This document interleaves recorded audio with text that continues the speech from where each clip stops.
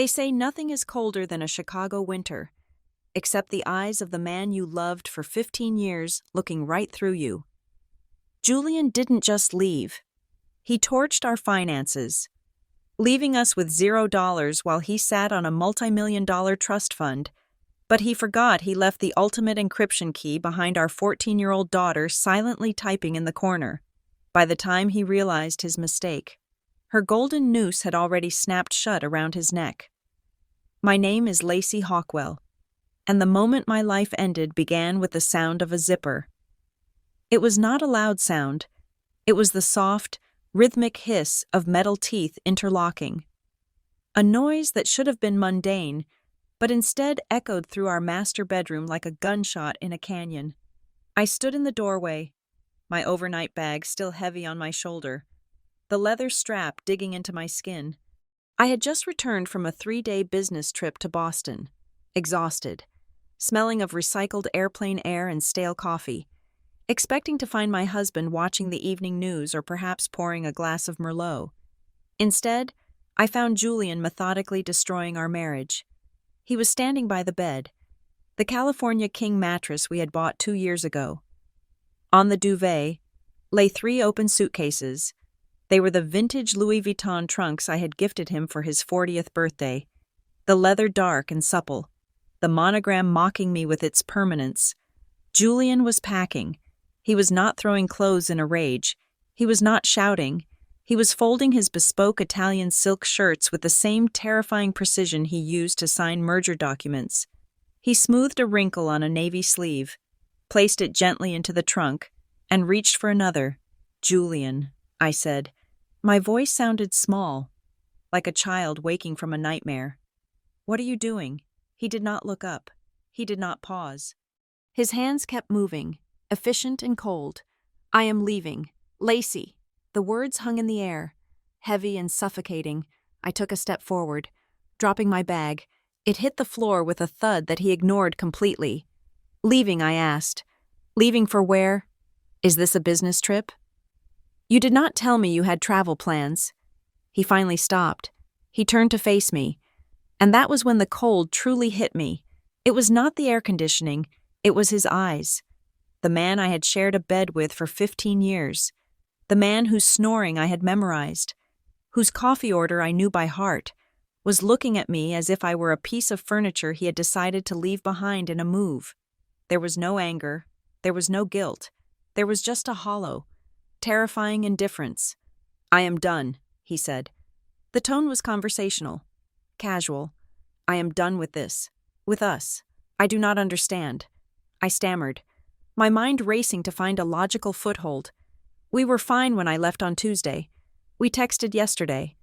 "Julian, what is happening?"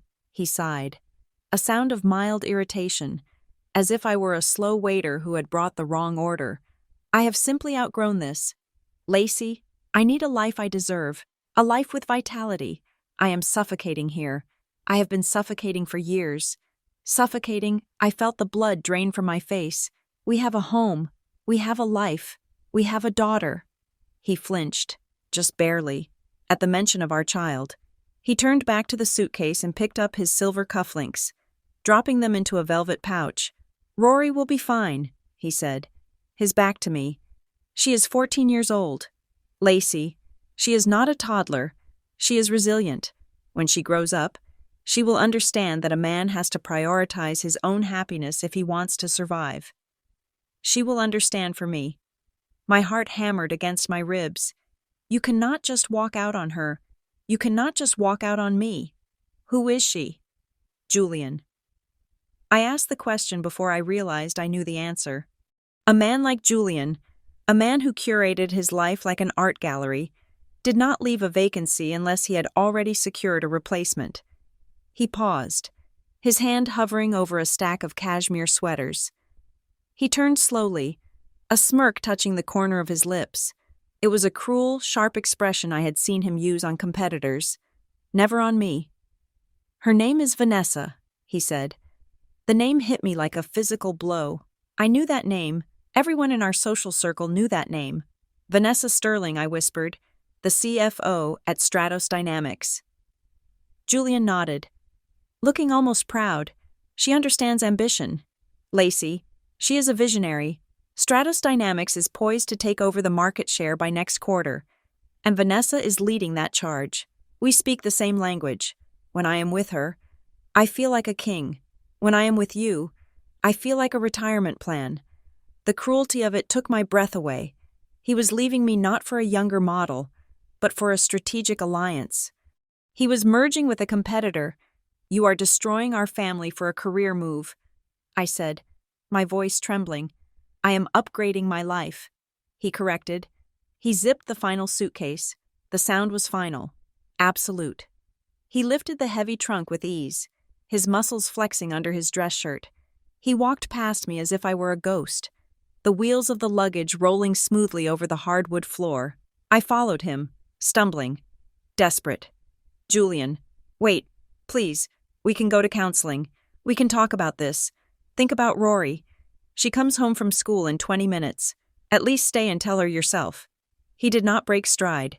He reached the front door, opened it, and the bright afternoon sun flooded into our foyer, blindingly cheerful against the ruin of my world. I wrote her a letter, he said, gesturing vaguely to the console table. It is better this way. No drama. No drama. I screamed, grabbing his arm. You are abandoning your wife and child. He shook me off. The motion was effortless, dismissing me like a speck of dust.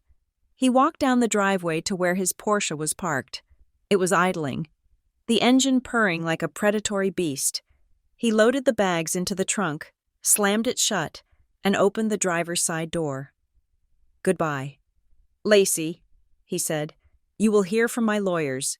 Do not make this difficult. It will be expensive for you if you do. He slid into the leather seat, revved the engine, and backed out of the driveway. I stood on the porch, barefoot, watching the car accelerate down the winding road of our gated community. He did not look back, not once. I stood there for a long time. 5 minutes, 10 minutes. I could not tell. The silence of the house rushed back in, filling the space he had vacated. It felt vast. It felt cold. It felt like a mausoleum. My phone buzzed in my pocket. The mundane vibration startled me back to reality. I pulled it out, my hands shaking so hard I nearly dropped the device. It was a notification from our banking app. Transaction declined. I frowned. That made no sense. I had automatic payments set up for the household utilities. I unlocked the phone and tapped on the banking icon. The little wheel spun for a second that felt like a lifetime. Then, the dashboard loaded. I stared at the screen, my brain refusing to process the visual data, the joint checking account, the one we used for the mortgage, the groceries, the bills, the one that usually hovered around $20,000 for operational expenses. Read $0.00. I blinked. I refreshed the page. $0.00. A cold wave of nausea rolled over me. I tapped on the savings account tab. Our rainy day fund. The money we had saved from 15 years of bonuses and dividends. $0.00. No, I whispered. No, no, no. I tapped frantically, my fingers slipping on the glass. I scrolled down to the investment portfolio linked to our primary profile. Empty, liquidated. Then, my eyes fell on the one account that mattered more than anything else. The account labeled Rory, Stanford Fund. We had opened it the week she was born.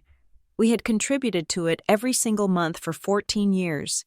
It was supposed to have over $200,000 in it by now. It was her future. It was her freedom. I tapped the account. Balance $0.00. The world tilted on its axis.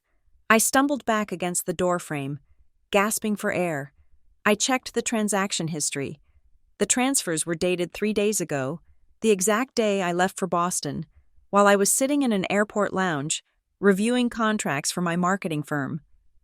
Julian had been systematically draining our lifeblood. I clicked on the details of the final transfer.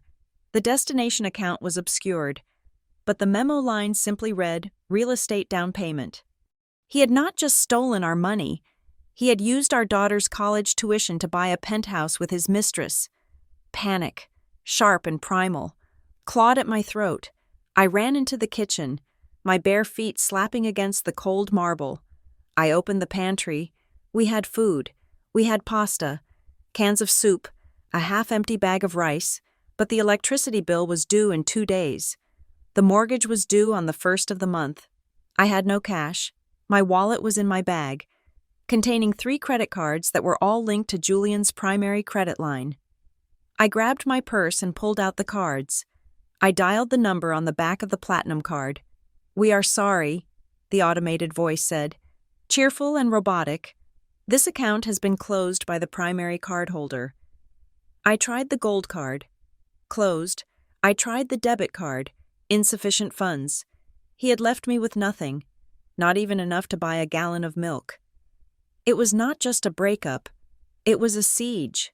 He had planned this for months. He had waited until I was out of town to move the assets, timed it perfectly so the transfers would clear before I returned. He had left me in a multimillion-dollar mansion that I could not afford to light. Heat or keep. I slid down the cabinets until I hit the floor. I pulled my knees to my chest and buried my face in my hands. The sobs came then, ugly and jagged. I cried for the marriage I thought I had. I cried for the fool I had been. But mostly, I cried for Rory. How was I going to tell my brilliant, serious 14-year-old daughter that her father had stolen her future to buy a view of the skyline with another woman? The sound of the front door opening cut through my grief. "Mom." Rory's voice. It was calm, steady, just like it always was. I scrambled to wipe my face, to compose myself, but it was too late. I was a wreck on the kitchen floor. I looked up. Rory was standing in the archway of the kitchen. She was wearing her private school uniform, the plaid skirt, the navy blazer, the knee-high socks. Her backpack was slung over one shoulder. Her dark hair was pulled back in a severe ponytail, revealing the sharp, intelligent angles of her face. She looked so much like Julian it hurt to look at her. She looked at me. She looked at the open banking app on my phone lying on the floor. She looked at the empty space in the hallway where Julian's favorite painting usually hung. He must have taken that too. And I had not even noticed. "Mom," she said. I tried to stand up, but my legs felt like lead. "Rory, honey, I am so sorry. Dad, your dad, he is gone. Isn't he?" she asked. She did not sound surprised. She walked over to the kitchen island and set her heavy backpack down with a deliberate thud. "Yes," I choked out. "He left. He is with someone else, a woman named Vanessa. And Rory, the money." I could not finish the sentence. Fresh tears spilled over. I gestured helplessly to the phone. "He took everything. Rory, the savings, the checking account. He even took your college fund. It is all gone. It is all zero. We have nothing. I do not know how we are going to eat next week. I do not know how we are going to pay for this house." I waited for the scream. I waited for the tears, the teenage outburst, the shattering of her world. But Rory did not cry. She walked over to the fridge, opened it, and took out a bottle of sparkling water. She twisted the cap off with a sharp crack. She took a sip, her eyes scanning the room, analyzing the situation with a terrifying maturity. She walked over to where I was sitting on the floor. She did not crouch down to hug me. She stood over me, looking down with an expression that was not pity. It was resolve. "Mom, get up," she said quietly. I looked up at her, blinded by tears. "Rory, you do not understand. He emptied the accounts. We are bankrupt." Rory looked at the phone screen, where the zero balance was still glowing red. She let out a short, dry breath, not quite a laugh, but close. "Mom, do not cry over that pocket change," she said. Her voice was steady, hard as a diamond. "Pocket change," I whispered. "It was millions of dollars." "Rory, Dad took the cash," she said, extending a hand to pull me up. Her grip was surprisingly strong. "He took the liquidity. He thinks that is power. But he forgot what the real asset in this family actually is." She looked me dead in the eye, and for the first time, I saw something in my daughter that scared me. It was not the face of a child who had lost a father. It was the face of a grandmaster who had just seen an opponent make a fatal blunder on the chessboard. "He forgot he left me behind," she said, "and that is going to cost him a lot more than tuition." The silence in the kitchen was heavy, pressing down on my chest like a physical weight. I looked at Rory, really looked at her, and felt a strange disconnect. The girl standing before me was wearing the same plaid skirt and navy blazer she had worn at breakfast, but she felt entirely different. The child who used to ask me to cut the crusts off her sandwiches was gone. In her place stood someone whose eyes held a depth of calculation that terrified me. "Rory," I said, my voice cracking under the strain of the reality I had just unloaded on her. "I do not think you understand. Being bankrupt does not mean we cannot buy the new iPhone. It means we cannot pay the mortgage. It means the electricity will be cut off. It means your father has left us to starve while he lives in a penthouse." I expected fear. I expected the trembling lip or the sudden outburst of teenage angst. Instead, Rory just sighed, a sound of weary patience that seemed far too old for her 14 years. She reached into her blazer pocket and pulled out a USB drive. It was small, silver, and looked innocuous, but the way she held it suggested it was a weapon. "I understand perfectly. Mom," she said, her voice even. "I know we have $0 in the checking account. I know the savings are gone, and I know about Vanessa Sterling. I have known about her since November. I stared at her, my brain struggling to catch up. That was 4 months ago. 4 months of family dinners where she sat across from Julian. 4 months of movie nights and Sunday brunches. You knew. How could you possibly know? Rory walked past me, heading toward the stairs. "Come with me," she said. I followed her up the staircase, my legs feeling heavy and numb. We walked down the hallway, past the master bedroom where the ghost of Julian's packing still lingered, and into her bedroom. It was a typical teenager's room on the surface, posters of indie bands on the walls, a pile of clothes on the chair, a unmade bed, but on her desk, the setup was different. Usually, when I came in here, she was playing some colorful video game or watching YouTube. Today, the screens were dark. She sat down in her ergonomic chair and tapped the spacebar. 3 monitors hummed to life. They were not showing games. They were showing lines of code, scrolling text logs, and what looked like a mirror image of Julian's desktop computer screen, the one in his locked home office downstairs. "I thought you were playing Minecraft," I whispered, staring at the complex display. "I stopped playing games a long time ago," Rory said, her fingers flying across a mechanical keyboard that clicked rhythmically, a sharp contrast to the silence of the house. "Mom, do you know what a keylogger is?" I shook my head, feeling like a stranger in my own daughter's world. "It is a piece of software that records every single key a person presses on their keyboard," she explained, her tone clinical, like a doctor diagnosing a disease. "Passwords, emails, search terms, credit card numbers, everything." I installed a hardware keylogger on Dad's desktop back in October. He is brilliant at finance, but he is terrible at operational security. He never checks the ports on the back of his tower. She clicked a mouse, opening a folder labeled Evidence. A cascade of images filled the center screen. My breath hitched. They were receipts, dozens of them. "Here is the weekend in Aspen he told you was a shareholder retreat," Rory said, pointing to a PDF invoice. 4 Seasons Hotel, 1 King Suite, room service for 2, champagne, caviar. She clicked again. "Here is the emergency board meeting in Miami, the Ritz-Carlton, spa treatments, 2 tickets to the opera." She clicked a third time, and an image of a receipt from Cartier appeared. "And here's the diamond tennis bracelet he bought for a client's wife." I felt sick, physically ill. I remembered that bracelet. I had found the receipt in his jacket pocket and he had laughed, telling me it was a corporate gift for a partner's spouse. I had believed him. I had trusted him.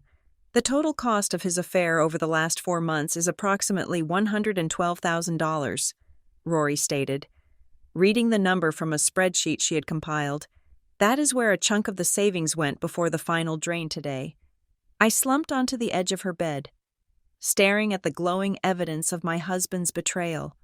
My daughter had watched this. She had sat in this room, night after night, watching her father dismantle our lives, purchase by purchase, lie by lie. Rory, I choked out, why didn't you tell me? Why did you carry this alone? She spun her chair around to face me. Her face was pale, but her eyes were dry. Because if I told you, you would have confronted him. She said simply, you would have cried. You would have screamed. He would have known we knew. And if he knew we knew, he would have accelerated his timeline. He would have hidden the money better. I needed him to think we were stupid. I needed him to think he was safe. But you are a child. I whispered, you should not have had to see this.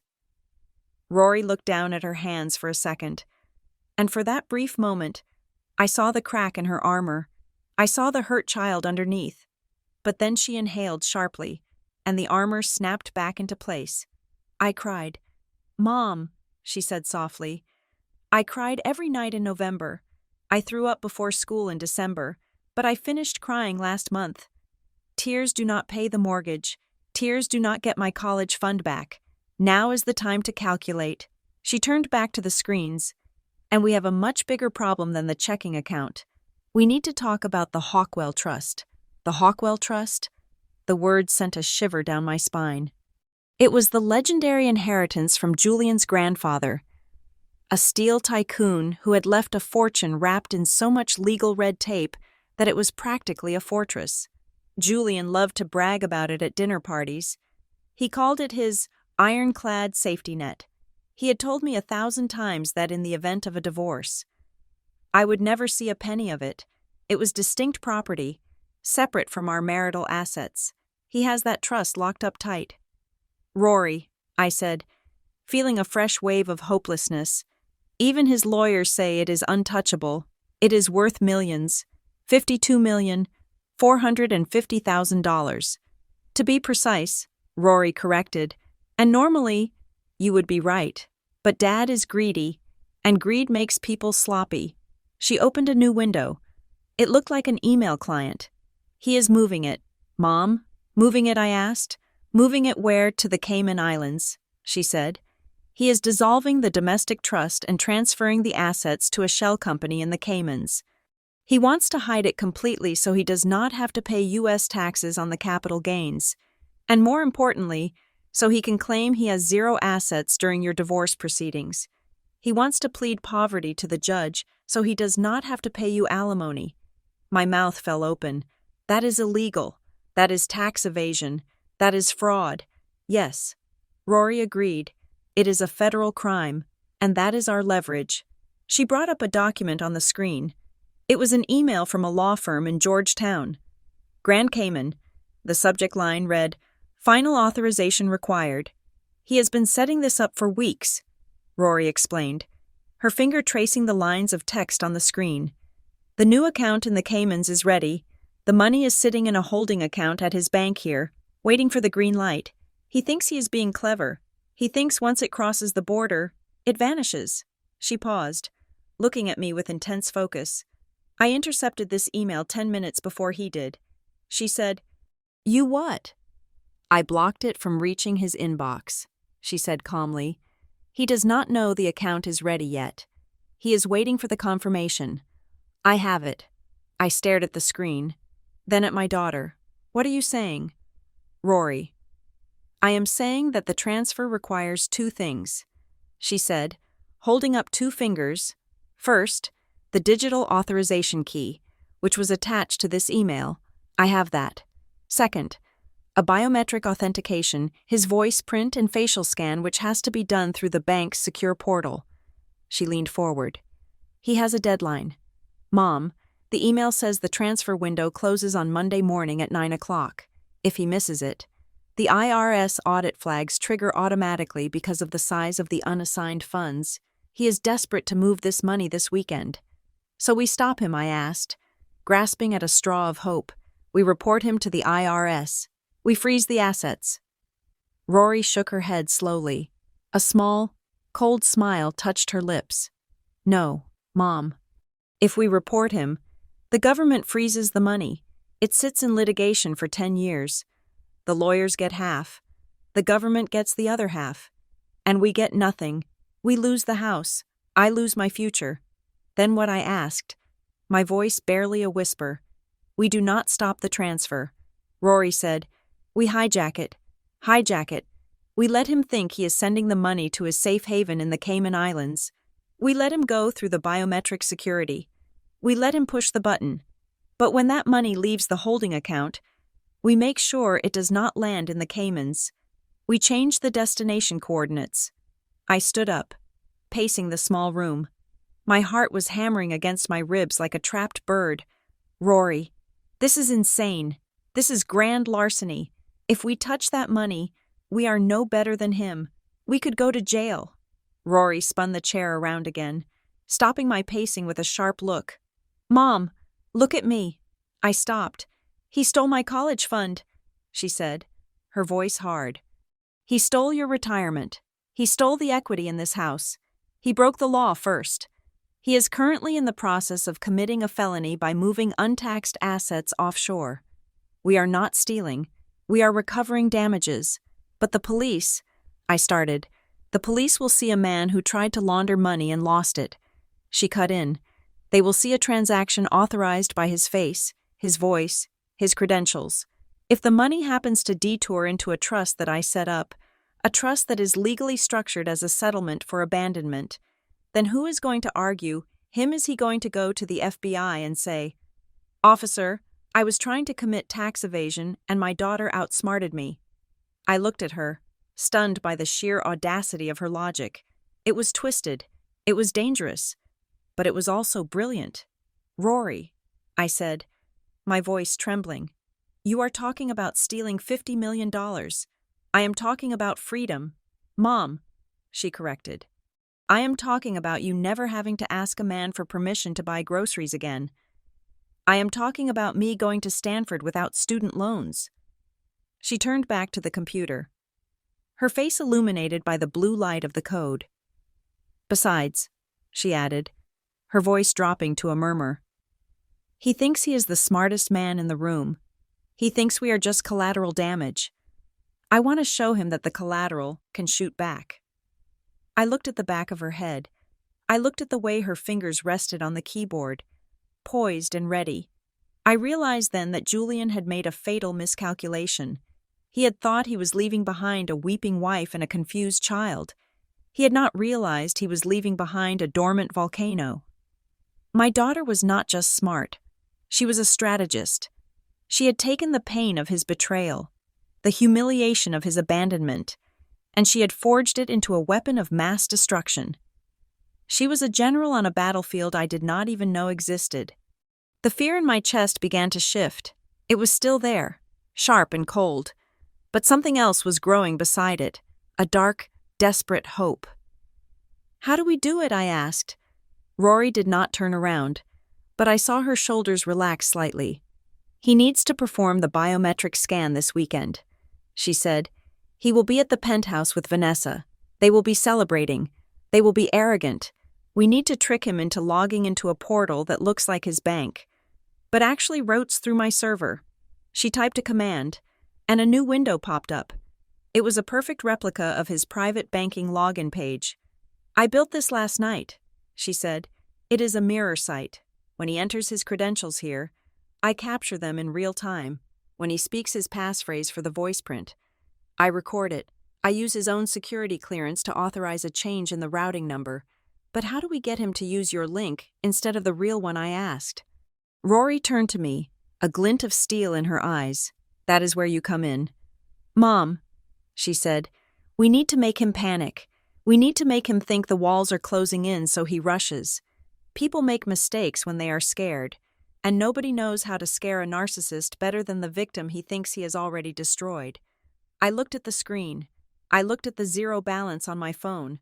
I looked at the daughter who had grown up too fast in the shadows of a dying marriage.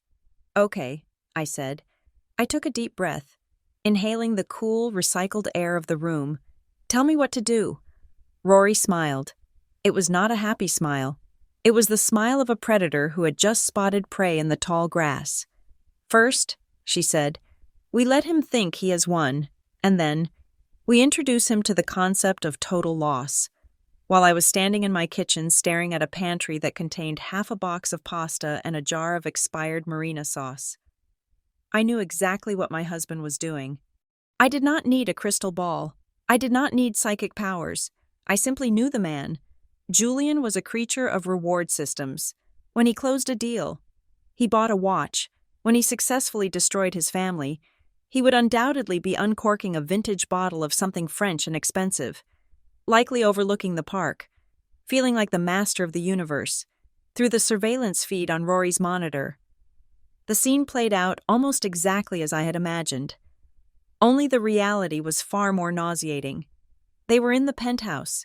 It was a sprawling glass box in the sky, hovering over Central Park like a spaceship of steel and indifference. The furniture was white leather, the kind that screamed "no children allowed." Julian was sitting on the sofa, his tie loosened, a flute of golden liquid in his hand. Next to him sat Vanessa. I had seen photos of her before, usually in business journals or LinkedIn profiles, but seeing her in high definition on my daughter's screen was different. She was beautiful in a sharp, dangerous way. She had the kind of bone structure that looked like it could cut glass, and the kind of smile that suggested she knew exactly what you were worth down to the penny. She was not looking at Julian with love. She was looking at him the way a wolf looks at a particularly meaty carcass with hunger and possession. "To think she was worried you would put up a fight," Julian said, his voice tinny through the laptop speakers. He took a sip of champagne, gesturing with the glass. "Lacey, a fight. The woman apologizes to the waiter when he brings her the wrong order. She is soft. Vanessa. She has no claws." Vanessa laughed. It was a low, throaty sound. "Soft things get crushed in this city. Julian, you know that. I just want to make sure the assets are secure. The trust fund transfer needs to be flawless. $50 million is a lot of exposure." Julian leaned back, draping his arm over her shoulders. The arrogance radiating off him was almost palpable. "It is done," he assured her, "or it will be, by Monday morning.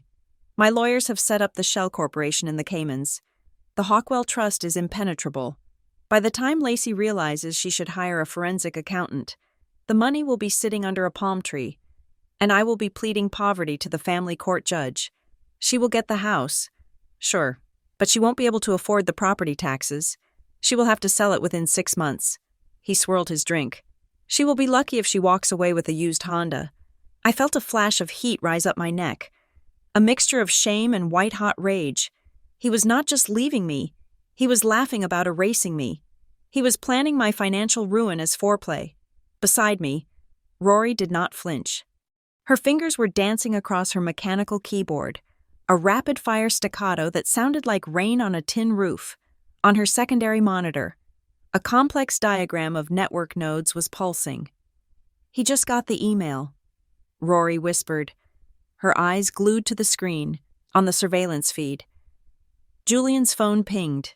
He pulled it out of his pocket, squinting at the screen. "Ah, look at this," he said, showing the phone to Vanessa. "My bank is on top of things. Security alert. They want me to update my biometric profile before the international transfer. High-level encryption protocol." Vanessa glanced at it, looking impressed. "Good. You cannot be too careful with that amount of capital. Do it now. Julian, do not let it expire." It was working. Rory had crafted a phishing email that looked identical to the notifications from his private wealth management firm. It used the same font, the same logo, even the same tone of urgent, professional courtesy. "I am routing his connection now," Rory murmured. She tapped a final key. "Okay." He clicked the link. "He is entering the maze." On the screen, Julian was tapping away on his phone, frowning in concentration. He had no idea that he was not logging into his bank. He was logging into a sandbox environment. Rory had built a digital hall of mirrors that would capture every password, every fingerprint, and every retinal scan he provided, while simply looping him back to a loading screen that promised the system was processing. "He is in," Rory said. her voice flat. I have his session token. Now we need the voice sample. She turned to me. The blue light from the monitors cast deep shadows under her eyes, making her look older, harder. Mom, it is time, she said. Call him. I stared at the phone in my hand. My stomach churned. I had to play the part he expected. I had to be the pathetic, broken wife he was describing to his mistress. I had to confirm his bias so he would let his guard down. I dialed his number. On the screen. Julian looked at his ringing phone and groaned. Speak of the devil, he muttered. It is her. Vanessa smirked, taking a sip of her drink. Answer it. Put it on speaker. I want to hear this. Julian swiped the screen and set the phone down on the glass coffee table. What is it? Lacey. His voice boomed through my phone and simultaneously echoed through Rory's speakers, creating a bizarre, slightly delayed stereo effect. I told you to talk to my lawyers. Julian, please, I said, forcing my voice to tremble. I squeezed my eyes shut, channeling the very real terror I had felt an hour ago. The accounts are empty, all of them. The cards are declined. I am at the grocery store. Julian, I cannot buy food for dinner. Rory is hungry. There was a pause. Then, Vanessa let out a short, sharp laugh. It sounded like ice cracking. She cannot buy dinner, Vanessa whispered loud enough for the microphone to catch. God. Julian. She is pathetic. Julian chuckled. It was a sound devoid of any warmth. Lacey, you are a grown woman, he said, his tone dripping with condescension. Surely you can figure out how to feed yourself. Get a job. Sell some of those shoes you love so much. Julian, please, I begged, gripping the phone so hard my knuckles turned white. Just transfer a little bit, just enough for groceries and the electric bill. They sent a disconnect notice. You cannot leave us in the dark. Rory was watching the audio waveforms on her screen. They were spiking red and green. She signaled me to keep going. She needed more. He sighed. The sound of a man burdened by an annoying pest. Fine, he snapped. I will send you something. But this is the last time. Lacey, do not call me again. I'm starting a new life. Stop trying to drag me back into your mediocrity. I heard the tapping of his fingers on the phone. A moment later, my phone vibrated with a notification. You have received a transfer from Julian Hawkwell. I pulled the phone away from my ear to look at the amount. $50. He had sent me $50, and in the memo line, he had written, "Buy yourself some dignity." The cruelty of it was breathtaking. $50, from a man sitting on a $52 million trust fund, from a man drinking champagne that cost $300 a bottle. It was not help. It was a spit in the face. On the screen, Julian and Vanessa were laughing. They were actually laughing. They found my desperation hilarious. Did you see the memo? Vanessa asked, her voice high and clear. Buy yourself some dignity. Oh my God. Julian, you are terrible. I learned from the best, he replied, clinking his glass against hers. Rory's hand shot up. She made a cutting motion across her throat. I hit the red button, ending the call. The silence that rushed back into the room was deafening.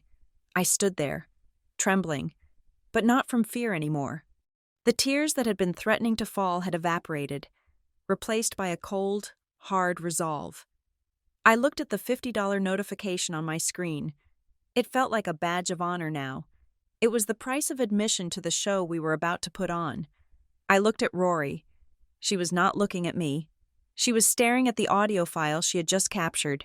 She highlighted a section of the waveform Vanessa's laugh. Vanessa's mockery. Vanessa telling Julian to do it now. Did you get it? I asked, my voice steady. Rory nodded. She clicked a button, and a processing bar appeared on the screen labeled Voice Synthesis Protocol. I have enough of Julian's voice from the last 10 years of home videos, she said. But I needed Vanessa. I needed her cadence, her pitch, the way she emphasizes certain vowels when she is being condescending. She pointed to the waveform. That laugh, that cruel little comment about dignity that gave me everything I needed. I can now construct a full sentence in her voice with 99% accuracy. She turned to face me. Her expression was unreadable. but there was a tightness in her jaw that told me she was just as angry as I was. "Why do you need her voice?" I asked. "Because," Rory said, turning back to the glowing blue code. "Tomorrow, when the bank calls to verify the transfer of the trust fund, they are going to ask for a secondary confirmation from the witness listed on the account. Julian listed Vanessa as his witness this morning." She typed a command, and the screen flashed green. "Synthesis complete. When the bank calls," Rory said, her voice dropping to a whisper. "Vanessa is going to verify everything. She is going to tell them to move the money immediately, except it will not be Vanessa. It will be me." I looked at the $50 transfer one last time. He just bought his own destruction for $50. I said. Rory looked at the screen where Julian was pouring another glass of champagne, oblivious to the fact that the girl he had underestimated was currently weaponizing his own mistress's voice against him. "No," Rory corrected. "He got a discount. The destruction was free. The $50 was just a tip." We watched them for a moment longer. They looked so happy, so secure, so untouchable. They had no idea that the ground beneath their penthouse was already crumbling, dissolved by lines of code written by a 14-year-old girl in a dark bedroom. Julian raised his glass in a toast on the screen. "To the future," he said. "To the future," I whispered back. Rory reached out and turned off the monitor. The image of their celebration vanished into blackness, leaving us in the dark, armed and ready. "Now," Rory said, cracking her knuckles. "Let us go empty that trust fund." The air in Rory's bedroom had become stale, thick with the smell of overheated electronics and nervous sweat. It was Friday morning, and we had been awake for nearly 30 hours. The blackout curtains were drawn tight, blocking out the cheerful sunshine of a world that had no idea two females were plotting a heist from a suburban colonial house. My daughter sat hunched over her desk, her face illuminated by the harsh blue glow of 3 monitors. She looked like a ghost, pale and focused, her fingers flying across the backlit keyboard with a speed that made my eyes ache. She stopped suddenly, hitting the enter key with a flourish. "Got him," she whispered. "What is it?" I asked, leaning over her shoulder. I was holding a mug of cold coffee, my hands trembling slightly from caffeine and adrenaline. "I found his master password," Rory said, pointing to a string of asterisks that she unveiled with a click. "He uses the same password for his crypto wallet, his secondary email, and the security system at his office." I squinted at the screen. "What is it, Elena 1998? Rory read aloud. The name hit me harder than I expected. Elena, his high school girlfriend, the one who broke his heart before he met me, for 15 years. I thought I was the love of his life. I thought I was the one who fixed him. But in the secret corners of his digital life, he was still typing her name every single day. It was a petty, stupid detail, but it stung.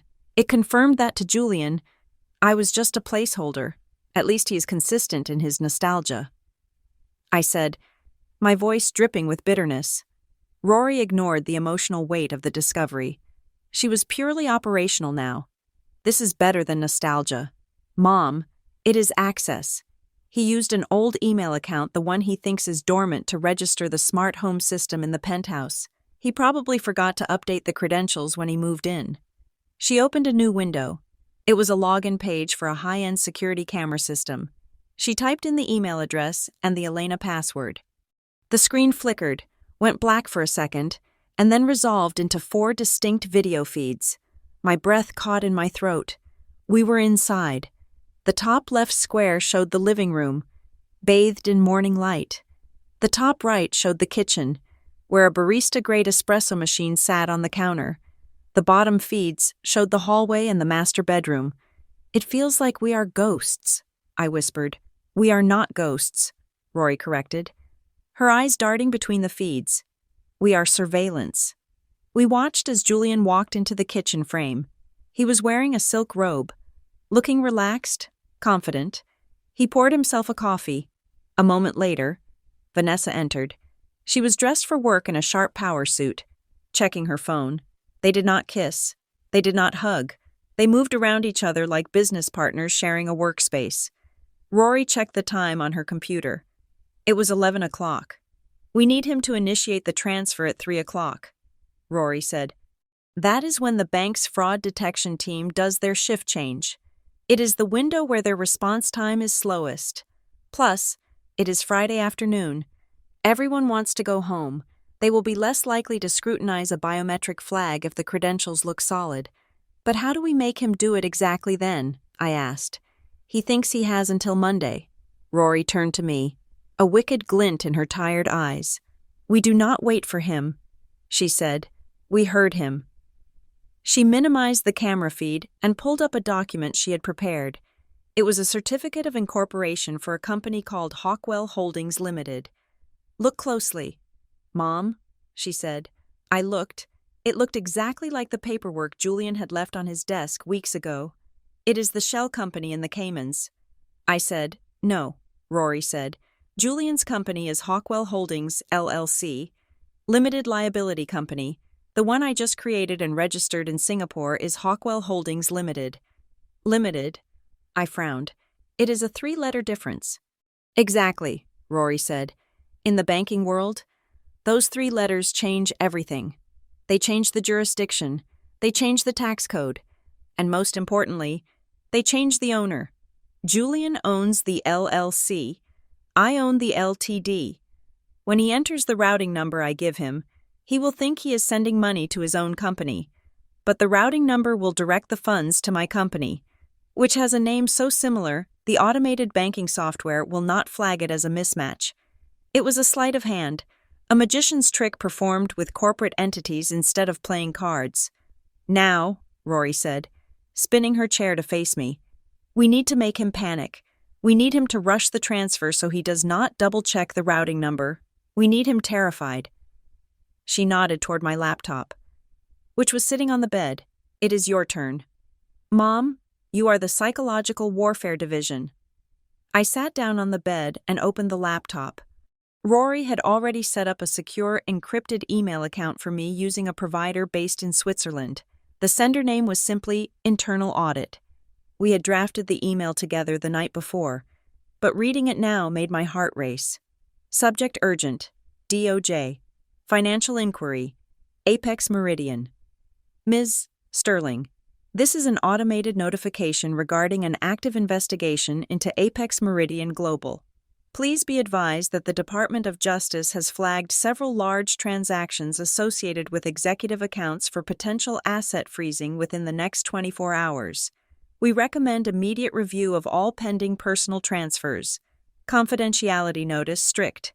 It was vague enough to be terrifying and specific enough to be believable. Vanessa was a CFO. She knew that when the DOJ started sniffing around, assets got frozen first and questions were asked later. Send it, Rory commanded. I hovered my finger over the enter key. This was the point of no return. Once I sent this, we were actively interfering. We were crossing a line. I thought about the empty college fund. I thought about the $50 he sent me for dignity. I pressed send. Now watch the kitchen feed, Rory said. We turned our attention back to the top right monitor. For 2 minutes, nothing happened. Vanessa was sipping her coffee, scrolling through her phone. Julian was buttering a piece of toast. Then, Vanessa froze. We saw her posture stiffen. She zoomed in on her phone screen. She stood up abruptly, nearly knocking over her stool. Turn up the volume, I said. Rory adjusted a slider, and the audio from the penthouse filled our dark bedroom. Julian Vanessa's voice was sharp, panic edging into her tone. What Julian asked, not looking up from his toast. Have you moved the trust fund yet? No. I am doing it later this weekend. I told you. I am waiting for the do it now. Vanessa cut him off. She shoved her phone in his face. Look at this. I just got a back-channel tip. The DOJ is looking at Apex. They are talking about freezing assets within 24 hours. Julian dropped his toast. What? That is impossible. My books are clean. It does not matter if they are clean, Vanessa screamed, if they freeze your accounts pending investigation. That money is stuck. We cannot buy the house. We cannot move the funds offshore. You need to get that liquidity out of U.S. jurisdiction immediately. Julian grabbed her phone, reading the email. We watched his face pale. The arrogance drained out of him, replaced by pure, unadulterated fear. God, he muttered, if they freeze the trust, I lose everything. Then move it, Vanessa urged. Do it right now. Who cares about the weekend window? Pay the expedited wire fee. Just get it to the Caymans before noon. Rory turned to me and smirked. Hook, line, and sinker, she whispered. Julian ran out of the kitchen. We watched him reappear in the living room, grabbing his laptop bag. He was frantic. He was not thinking clearly. He was reacting. He opened his laptop on the coffee table. Okay, Rory said, her voice tightening. Here we go. He is opening his browser. Rory's fingers started flying across her keyboard again. This was the technical crux of the plan. She had compromised his home router weeks ago. Now, she was using that access to perform a DNS spoofing attack when Julian typed in the URL for his private bank. Rory's code would intercept that request and serve him a fake page, a perfect clone of the bank's website hosted on Rory's local server. He is typing the address. Rory narrated, private, wealth, Chase, enter, on Rory's center screen. A notification popped up, incoming connection request. He is hitting our server, Rory said, sweat beading on her forehead. I am serving him the clone site, on the camera feed. Julian stared at his screen. He did not blink. He did not frown. He saw exactly what he expected to see, the login page of his bank. He is logging in, Rory said. Username JHAWKWEL_PRIVATE, password ELENANINETENNINETYEIGHT. Rory's screen captured the credentials instantly. I have his login, Rory said. I am passing it through to the real bank in the background. Logging him in for real. Okay, I am in. I am holding the session open. Now came the tricky part. Julian was looking at the fake dashboard Rory had built. It showed his current balance, $52,450,000. He went to the transfer tab. He is selecting the destination, Rory said. On the camera. Julian was typing furiously. Vanessa was standing over him, biting her nails. Hurry up, Julian. I am trying, Julian snapped. I have to input the receiving account manually because it is a new entity. He typed in the account number for the Cayman Islands shell company he had created. But Rory's code was waiting. As soon as he typed the numbers, her script intercepted them. On his screen, the numbers remained what he typed. But in the background, the data packet being prepared for the real bank was swapped. The destination account was replaced with the account number for Hawkwell Holdings Limited in Singapore, the account Rory controlled. He is inputting the amount. Rory said, transfer all. My heart was hammering so hard, I thought it might bruise my ribs. This was it. He clicked next, on the screen. A prompt appeared. Please enter your RSA security token. Julian reached for his keychain. He pulled out the small digital fob that generated a random 6-digit code every 60 seconds. He typed 492001. Rory typed the same numbers into the real banking portal running on her second monitor. Token accepted. She said breathlessly, then, the final hurdle. Biometric voice authorization required. Julian's phone rang. It was the automated system from the real bank. He picked it up. Please state your full name and the phrase, I authorize this transfer. The robotic voice said we could hear it through his phone speaker. Julian cleared his throat. Julian Hawkwell, I authorize this transfer. Rory held her breath. The real bank system was analyzing the voice print. There was a pause, a long, agonizing pause, where the only sound in our room was the hum of computer fans and the thudding of my own pulse. Then, Julian's screen, the fake one, flashed green. Identity verified. But Rory was watching the real banking session on her side. Voice match confirmed. She whispered. Julian looked at Vanessa. I am pressing the button. Do it, Vanessa screamed. Julian pressed the enter key with a force that shook the table. On his screen, a loading wheel spun. A message appeared in bold. Comforting green text. Transaction successful. Funds transferred to Hawkwell Holdings, LLC, Cayman. He slumped back on the couch, letting out a massive exhale. "It is gone," he said, wiping sweat from his brow. "It is safe." Vanessa collapsed onto the sofa next to him, laughing hysterically. "Oh my God, we did it. We beat the freeze." I looked at Rory's screen. It did not say transaction successful. It showed a terminal window with lines of code cascading down like a digital waterfall. The final line read, "Packet redirection complete. Funds routed to Node Singapore. -04. Hawkwell Holdings, Ltd." Rory slowly took her hands off the keyboard. Her hands were shaking. She picked up a towel and wiped her face. "It is done," she said, her voice barely audible. I looked at the monitor showing Julian and Vanessa celebrating. They were hugging. Julian was popping another bottle of champagne. They were toasting to their cleverness. They were toasting to their escape. They had no idea. Rory leaned back in her chair, the leather creaking.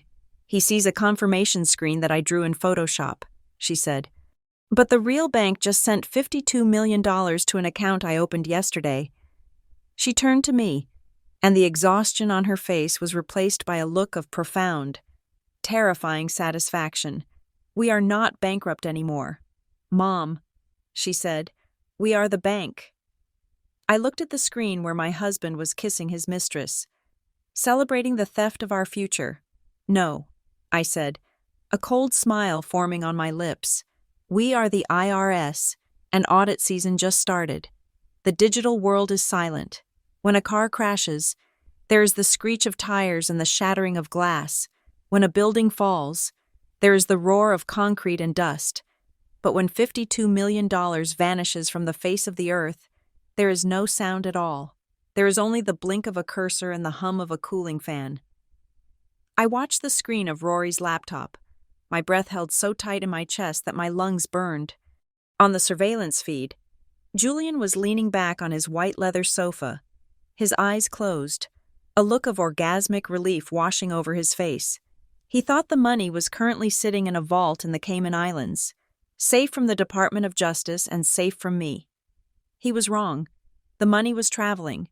It was moving at the speed of light, bouncing through a labyrinth of servers that Rory had spent weeks constructing. "Singapore," Rory whispered, her eyes darting across the cascading lines of code on her center monitor. "Node 4 is active.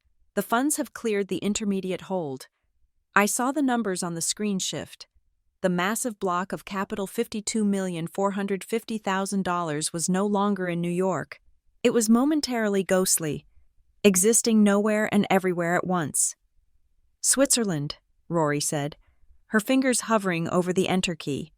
The routing number for the Hawkwell Holdings Limited account in Singapore just triggered an automatic purchase order for a blind trust in Zurich.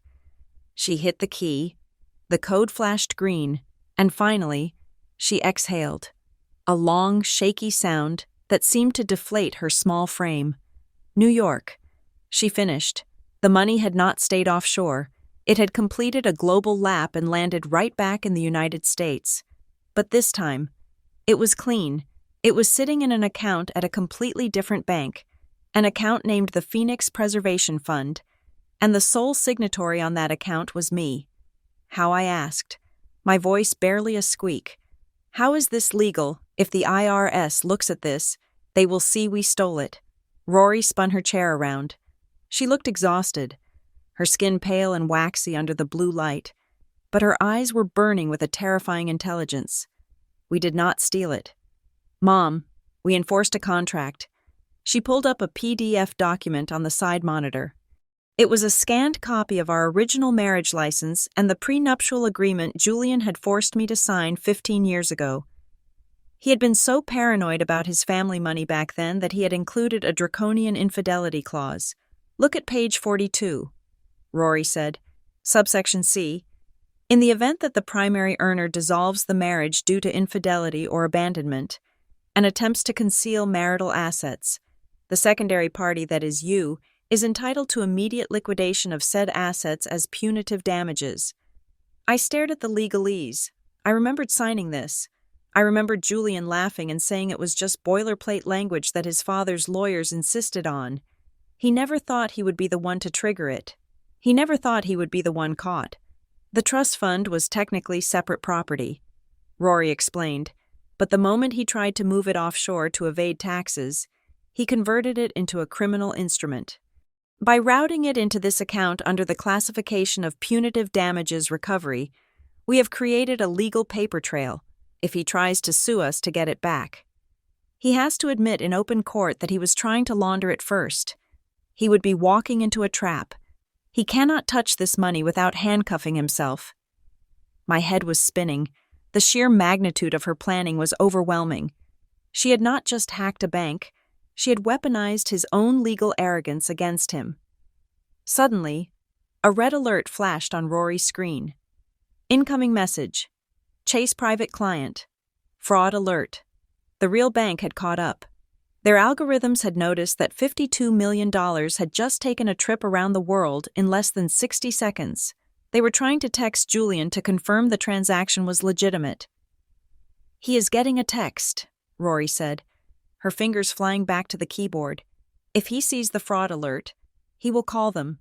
He will stop the transfer.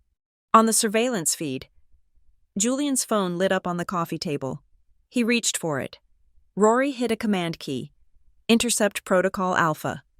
On Julian's phone screen, which we could see through the camera, the message from the bank appeared.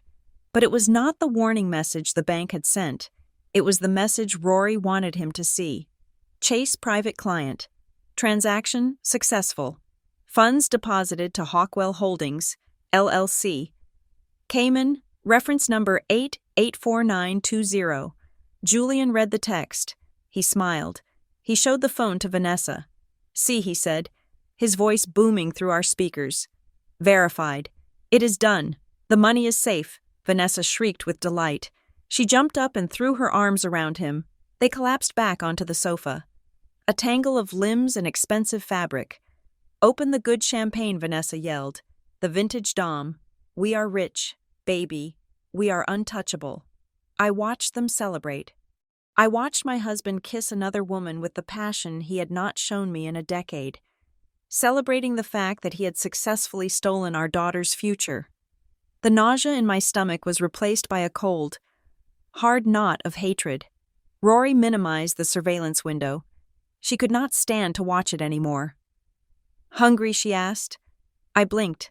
Coming back to the reality of our dark, quiet house, I realized I had not eaten in 24 hours. Starving. I said, we went down to the kitchen. The house was cold because we had turned down the thermostat to save money on the heating bill. I opened the pantry and found 2 packets of instant chicken noodles. I boiled the water in silence. We stood at the kitchen island, eating the salty, processed soup out of mugs because neither of us had the energy to get bowls. It was a surreal tableau. In the penthouse uptown, my husband was drinking champagne that cost more than my first car.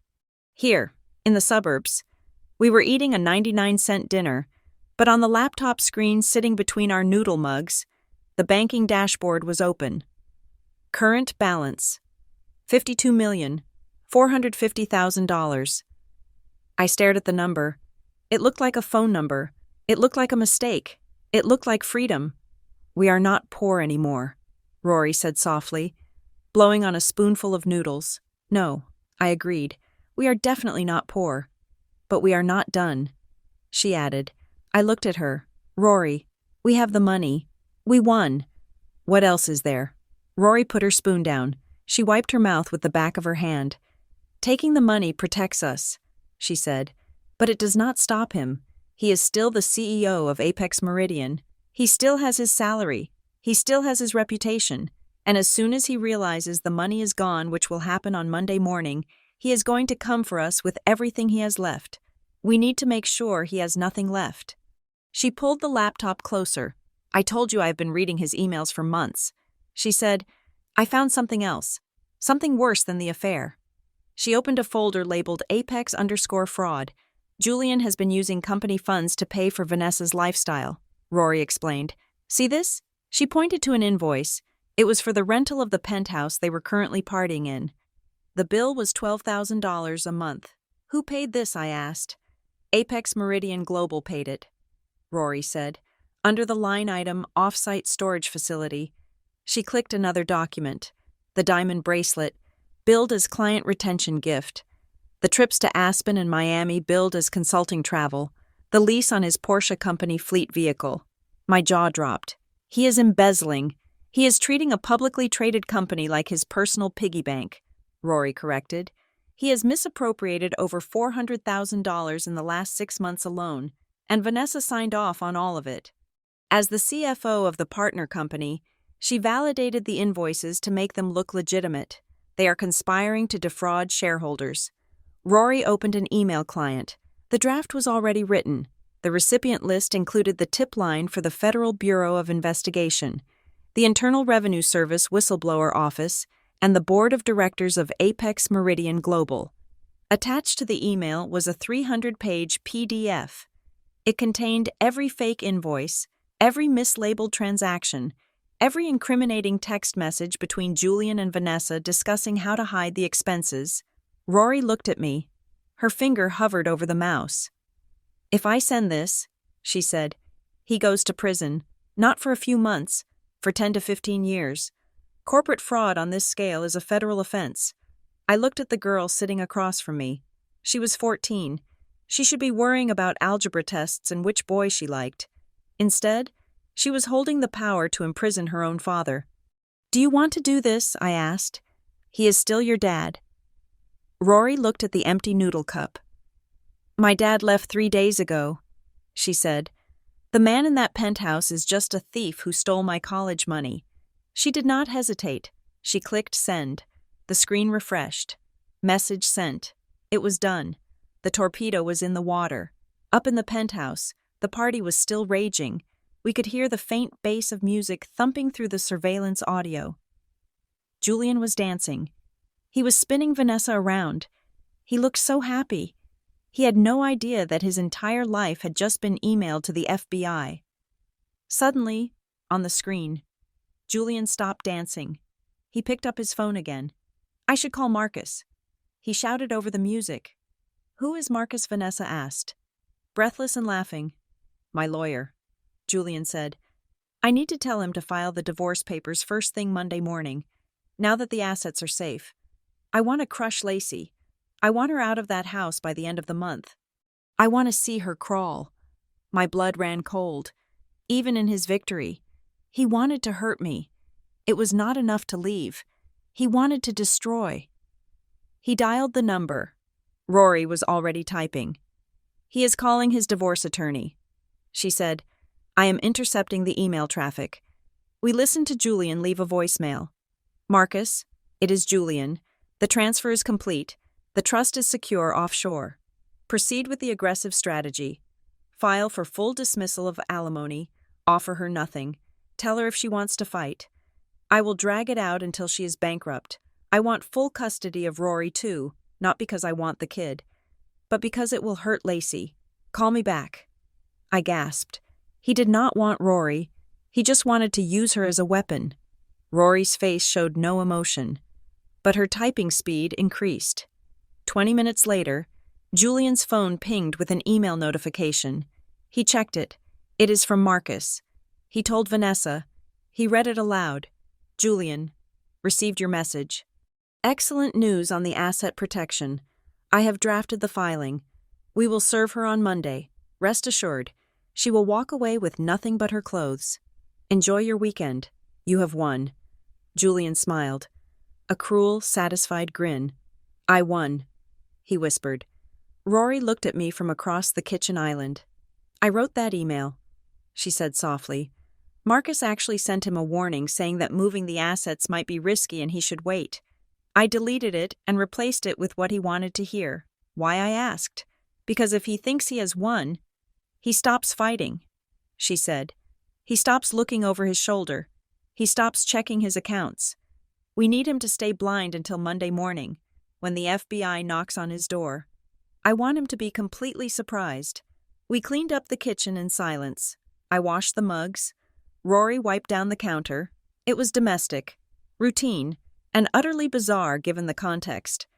We were two conspirators living in the wreckage of a family, holding a nuclear launch code. I went to bed at midnight, but I could not sleep. I lay in the dark, staring at the ceiling. The silence of the house felt different now. It was no longer the silence of abandonment. It was the silence of anticipation. I thought about the $52 million. I thought about the house in the Caymans that Julian would never buy. I thought about the prison cell that was waiting for him, and I thought about Rory. I got up and walked down the hall to her room. The door was ajar. The blue light of the monitors was finally off. Rory was asleep. She was curled up on her side, clutching a stuffed elephant she had owned since she was 3. In sleep, the hard lines of her face had softened. She looked like my little girl again. Her breathing was slow and rhythmic. She had destroyed a man today. She had dismantled a corporation. She had secured a fortune. And now, she was sleeping the deep, dreamless sleep of the innocent. I stood in the doorway, watching her. I felt a surge of fierce, terrifying love. I had spent years worrying that Julian would hurt her. I had never stopped to consider that she might be the one capable of hurting him. She was not damaged. I realized she was evolved. She was a creature of the new world, a world where keyboards were swords and data was ammunition. I went back to my room, but I did not close my eyes.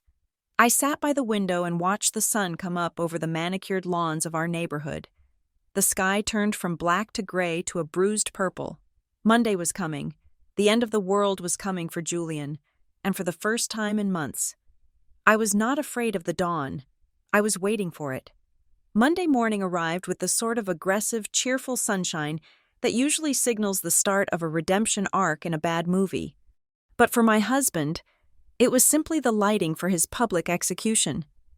I sat at my kitchen island, sipping coffee from a chipped mug, watching the surveillance feed on Rory's laptop, beside me. My daughter was eating a bowl of cereal with the calm demeanor of a sniper waiting for the target to step into the crosshairs. Julian looked magnificent. I had to give him that.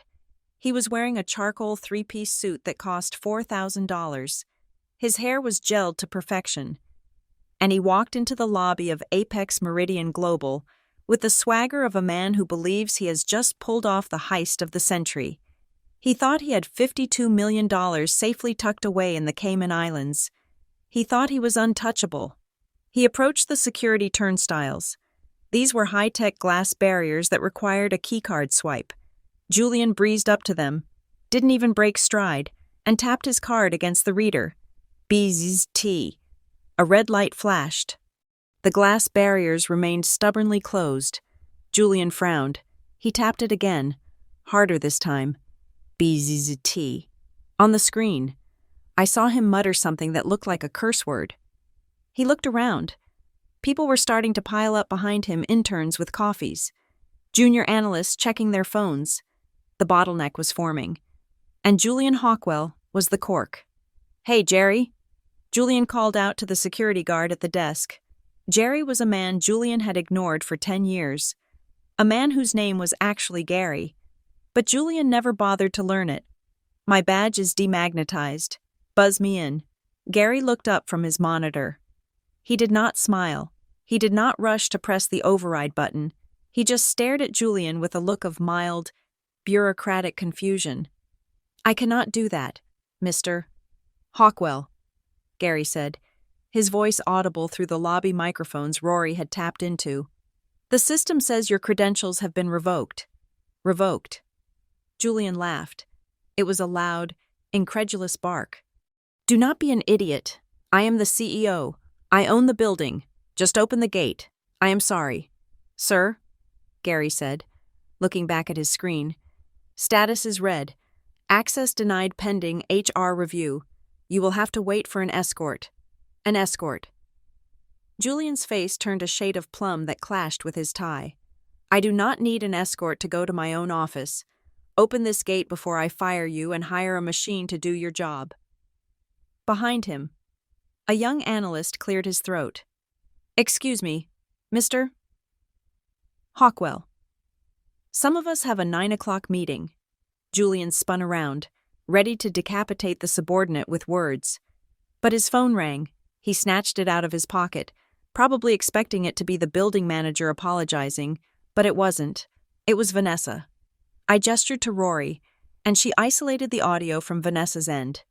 We cut to the second feed. Vanessa was standing in the middle of Van Cleef and Arpels on Fifth Avenue. She had a velvet tray of diamond necklaces in front of her. She looked like she was about to vomit. "Julian," she hissed into her phone.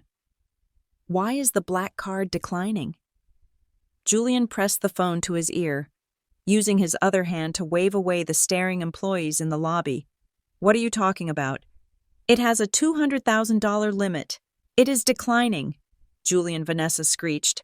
"The sales associate just tried it 3 times. He is looking at me like I am a pauper. He just asked if I wanted to try a debit card." "A debit card? Julian, do you have any idea how humiliating this is?" Julian wiped a bead of sweat from his forehead. "It must be a glitch. The bank is probably just skittish because of the big transfer this weekend. Their fraud algorithms are overactive. Just use your own card for now. I will reimburse you." "My card," Vanessa laughed. A high, frantic sound. "My cards are frozen." "You idiot. Remember the DOJ email? I moved everything to the joint account you told me was safe. Fix this. Julian, I have a sales clerk holding a $40,000 necklace and I look like a fraud." "I will call them." Julian snapped. "Just wait." He hung up on his mistress and immediately dialed the number for his private banker. Rory looked at me and grinned. "Here comes the fun part," she said. Julian was now standing off to the side of the lobby, near a potted ficus, trying to look authoritative while being locked out of his own company. He put the phone to his ear. "Yes, this is Julian Hawkwell." He barked. "I am standing in a jewelry store. Well, my partner is, and your incompetence is embarrassing me. Why is my card declined, and why is my building access revoked?" We could not hear the banker's voice, but we could infer everything from the color draining out of Julian's face. It went from plum to a pale, sickly gray in under 5 seconds. "What do you mean, suspicious activity?" he demanded, his voice rising an octave. "I authorized that transfer. I did the voice verification." He listened for another moment. "Frozen, what do you mean?" "Frozen, the money is in the Cayman Islands." I saw the confirmation screen. He listened again. "No," he shouted, causing the entire lobby to go silent. "I am the owner." "What do you mean, moved by the beneficiary?" "I am the beneficiary." Rory leaned over to the microphone. "Not anymore." "Dad," she whispered. Though he couldn't hear her, Julian hung up the phone. His hands were shaking so badly he nearly dropped it. He quickly opened the browser on his phone and clicked the bookmark for the Cayman account the fake link Rory had built. He needed reassurance. He needed to see the lie. Rory tapped a key. On Julian's phone, the fake dashboard loaded. Balance: $52,450,000. See, Julian shouted at his phone, looking like a lunatic talking to a screen. "It is there. It is right there. Stupid American banks. It is just a glitch in their domestic system. The money is safe offshore." He exhaled, forcing himself to calm down. He adjusted his cuffs. He convinced himself that reality was wrong and the screen was right. It was a classic case of confirmation bias, fueled by desperation. He was about to turn back to Gary the guard and demand entry again when the elevator doors behind the turnstiles opened. But it was not employees coming out. It was a phalanx of men and women in navy blue windbreakers. On the back of each jacket, in bright, bold yellow letters, were 3 letters that terrify billionaires more than death itself: IRS, and flanking them were 4 agents from the FBI. The lobby went dead silent. You could hear the hum of the air conditioning.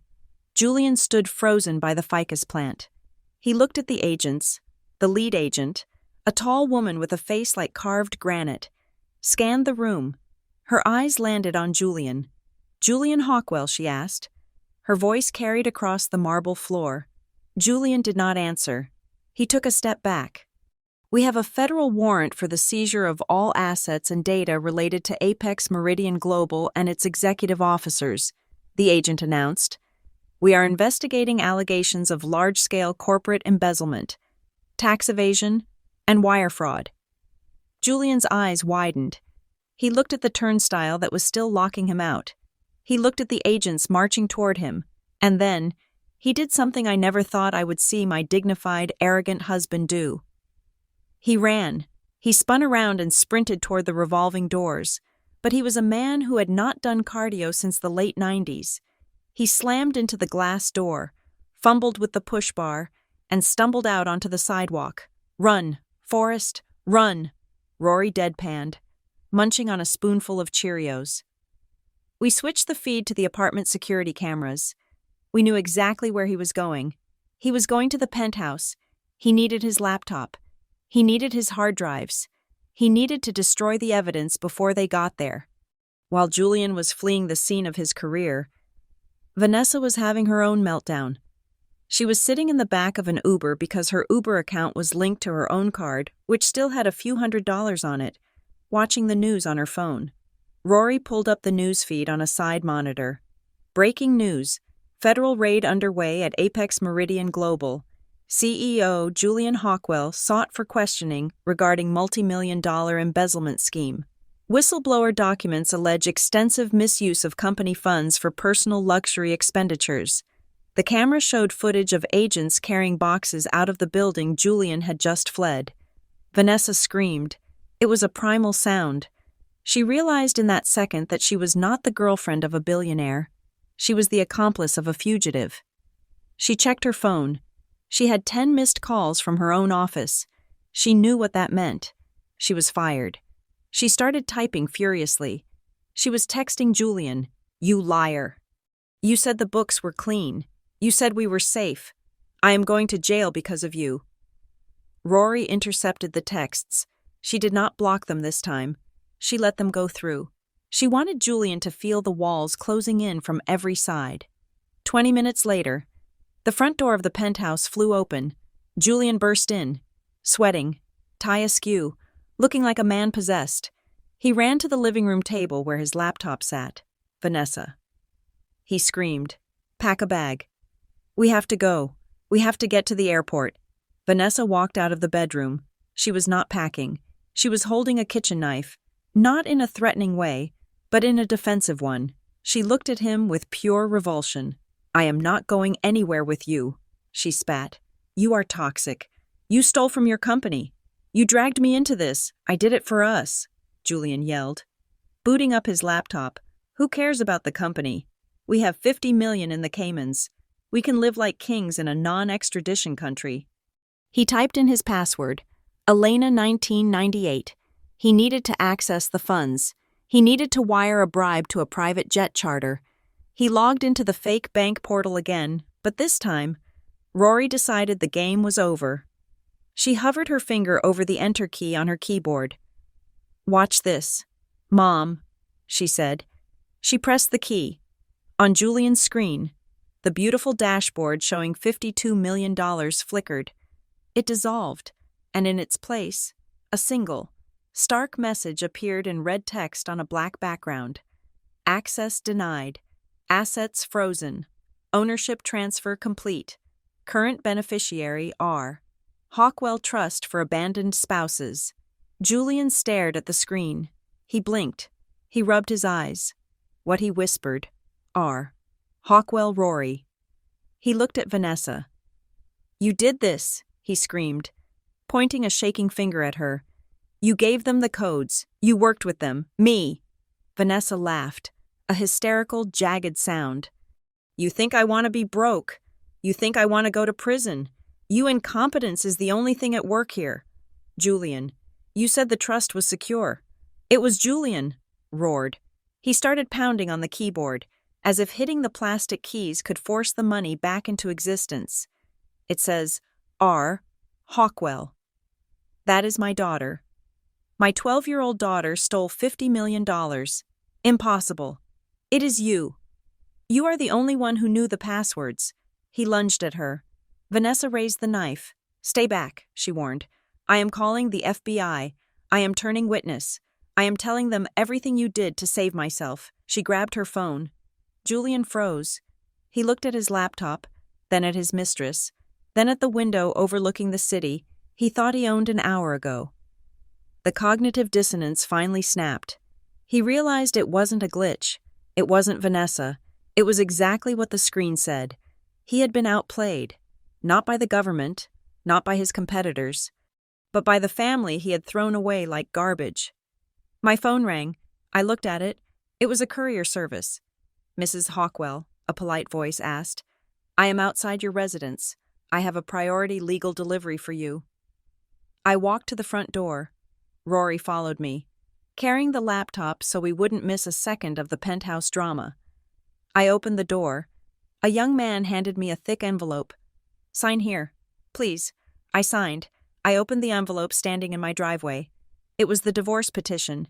Petitioner Julian Hawkwell, respondent Lacey Hawkwell, demands full liquidation of marital home, zero alimony, full custody of minor child Rory Hawkwell. I read the demands. They were brutal. They were designed to leave me homeless and childless. I looked at the date stamp.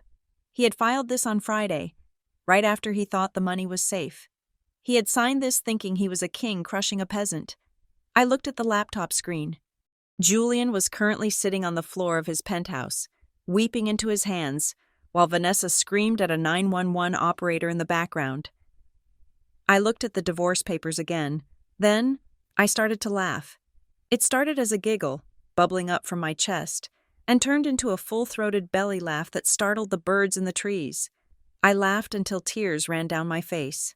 "Mom," Rory asked, looking up from the screen, "are you okay?" I wiped my eyes, holding the papers up. "I am better than okay." "Rory," I said, "I just realized something hilarious. What he wants full custody of you," I said, pointing to the line in the legal document.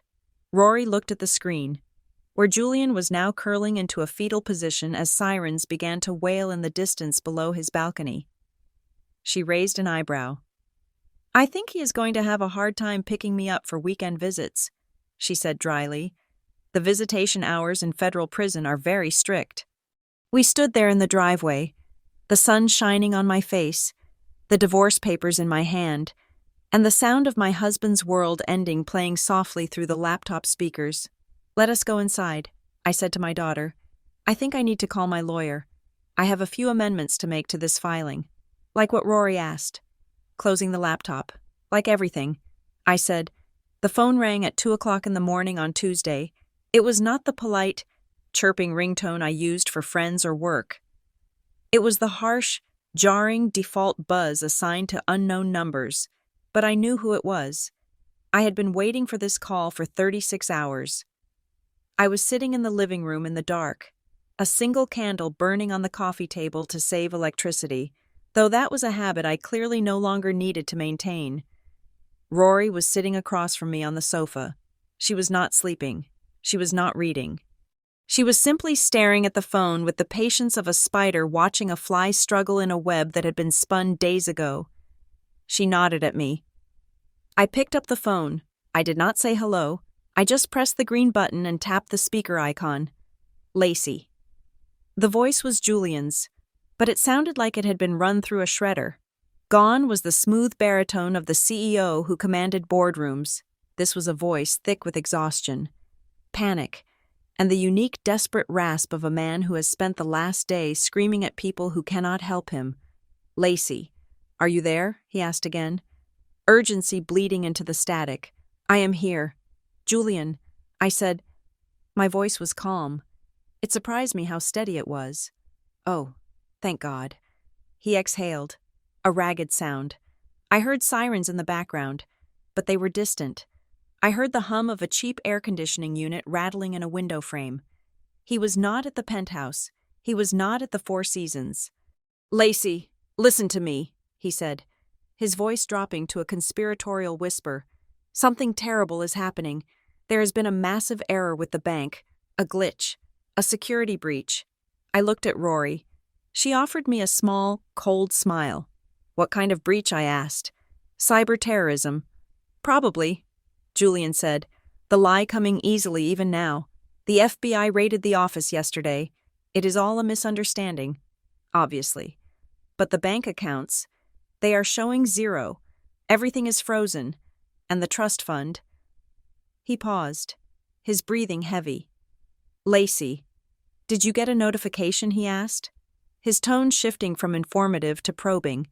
Did the bank contact you about a transfer? Maybe they routed it to the old joint account by mistake because of the investigation.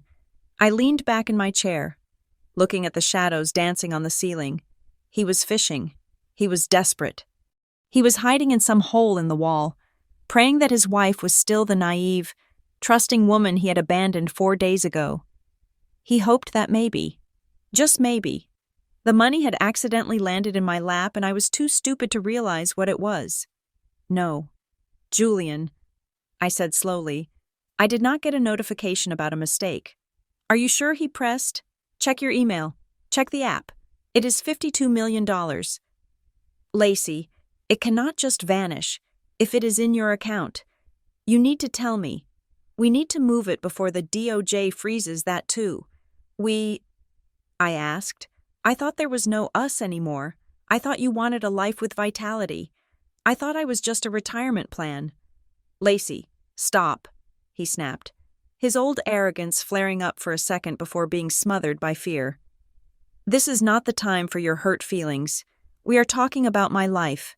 If they find that money, they seize it.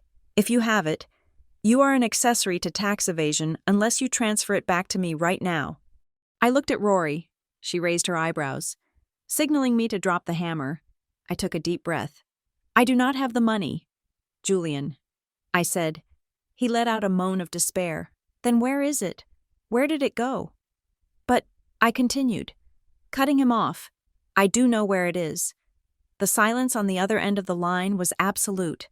The rattling air conditioner in his background seemed to get louder. What he whispered, I know where the money is, I repeated, and I know it is not in the Cayman Islands. How could you possibly know about the Caymans?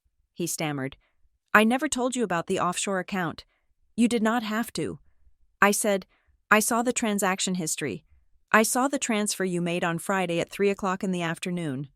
The one you authorized with your voice print while you were celebrating with Vanessa. Lacey, you are not making sense, he said, his voice trembling.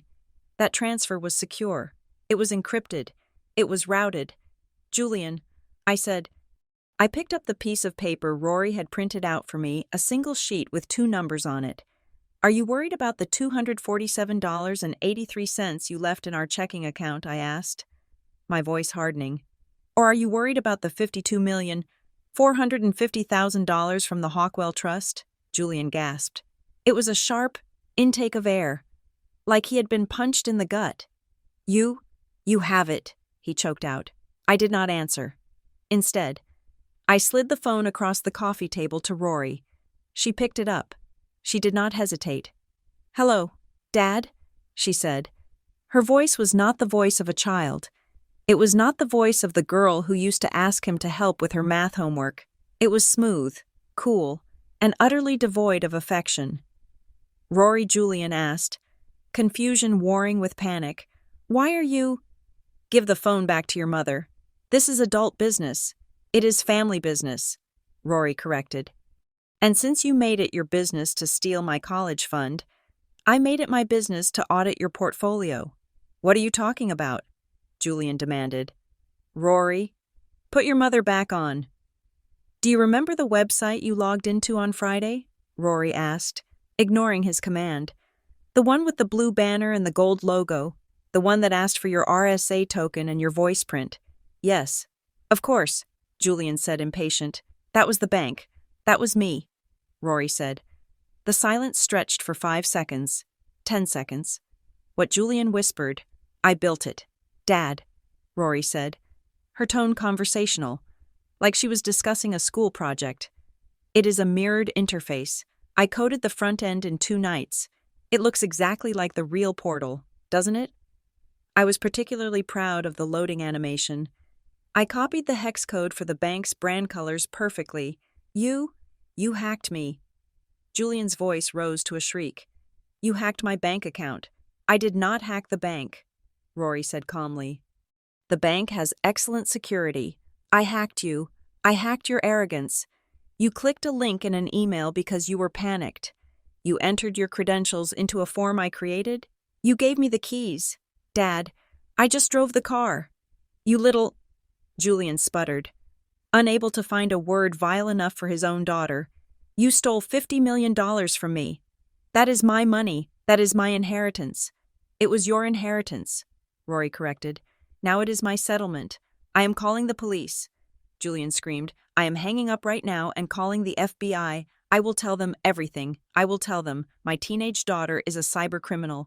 You will go to juvenile detention. You will rot in jail. Go ahead, Rory said. She did not flinch. She did not blink. She just challenged him with 2 words. Call them. She repeated. Dial 911.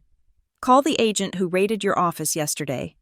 Tell them that you were in the process of illegally transferring $52 million to a shell company in the Cayman Islands to evade federal taxes and hide assets from a divorce court. But your daughter intercepted the wire and routed it to a domestic trust fund legally established under the abandonment clause of your own prenuptial agreement. She paused, letting the legal weight of her statement sink in. See, Dad, here is your problem. If you call the police, you have to admit to the predicate crime. You have to admit you were laundering money.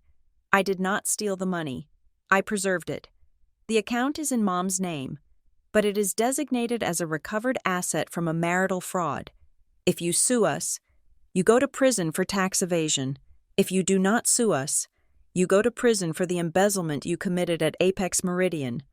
Rory took a breath. Either way, Dad, you are not getting the money back. The money is clean now. You are the one who is dirty. I heard a sound on the other end of the line. It sounded like sobbing. Or maybe it was laughing. It was the sound of a man losing his mind. You destroyed me, Julian whispered. I am your father. How could you do this to your own father? You ceased to be my father when you emptied my college fund to buy a penthouse for your mistress. Rory said. You became a target. Julian was breathing hard. Ragged gasps that rattled the speaker. Vanessa, he muttered. Vanessa will testify. She will tell them it was a trap, Vanessa Rory asked, a note of amusement entering her voice for the first time. You mean the woman who just tried to buy a one-way ticket to Paris? What Julian asked? I am looking at her credit card activity right now, Rory said, tapping a key on her laptop to bring up the feed. She used your backup platinum card, the one you gave her access to last month. She booked a first-class seat on Air France Flight 007, departing from JFK tonight at 11 o'clock. No, Julian whispered. She is with her sister in Jersey. She told me she was going to her sister's. She is at Terminal 1, Rory said. Or at least, she was. But she is going to have a hard time boarding. Why, Julian asked, his voice barely audible. Because I canceled the ticket 5 minutes ago, Rory said, and I flagged the card as stolen. Airport security is probably approaching her right about now. I watched my daughter's face. There was no joy in it. There was no malice. There was just a cold, hard efficiency. She was cleaning up a mess. She was taking out the trash. Why, Julian asked again, his voice breaking. Why cancel her ticket? Why not just let her go? Because she helped you steal from us, Rory said. She does not get to go to Paris. She gets to go to the precinct. I sent her location to the FBI tip line. They are picking her up for questioning regarding the Apex embezzlement. She is going to turn on you, Dad. To save herself. She's going to tell them everything. Every fake invoice. Every bribe. Every lie. Julian made a noise that sounded like a wounded animal. He was alone. He was broke. His mistress had tried to flee. His daughter had outsmarted him. His wife had taken his fortune. The walls were not just closing in. They had crushed him. Who are you? Julian whispered. The question was genuine. He sounded terrified. You are not my daughter. Rory plays video games. Rory is a child. Who are you? Rory looked at the phone. She looked at the candle flickering on the table. She looked at me. I am the person you left behind. Dad, she said softly. You thought I was just a liability. You forgot that liabilities can have teeth. She reached out and pressed the red button. The call ended. The silence that followed was heavier than the one before. It was final. We sat there in the dark, the echo of Julian's destruction hanging in the air. I looked at Rory. She placed the phone back on the table, aligning it perfectly with the edge of a coaster. Her hands were steady. "He is going to run," she said matter-of-factly. "Run where I asked. He has no money. His cards are frozen. Vanessa is getting arrested. He will try to run." She corrected, "But he will not get far. His face is on the news. He is desperate. Desperate men make noise." She stood up and stretched, her joints popping in the quiet room. "I am going to bed." "Mom," she said, "I have a history test tomorrow." A history test. The absurdity of it almost made me laugh. She had just verbally dismantled her father, trapped him in a legal paradox, and ensured the arrest of his mistress, and now she was worried about the Industrial Revolution. "Rory," I said. She paused at the door. "Are you okay?" I asked. She looked back at me. Her eyes were dark, unreadable pools. "No, Mom," she said truthfully. "I am not okay. I do not think I will ever be okay in the way I was before. But I am safe. And you are safe. And we have $52 million. She shrugged. "That is enough for now." She walked out of the room, leaving me alone with the candle and the silent phone. I stared at the device.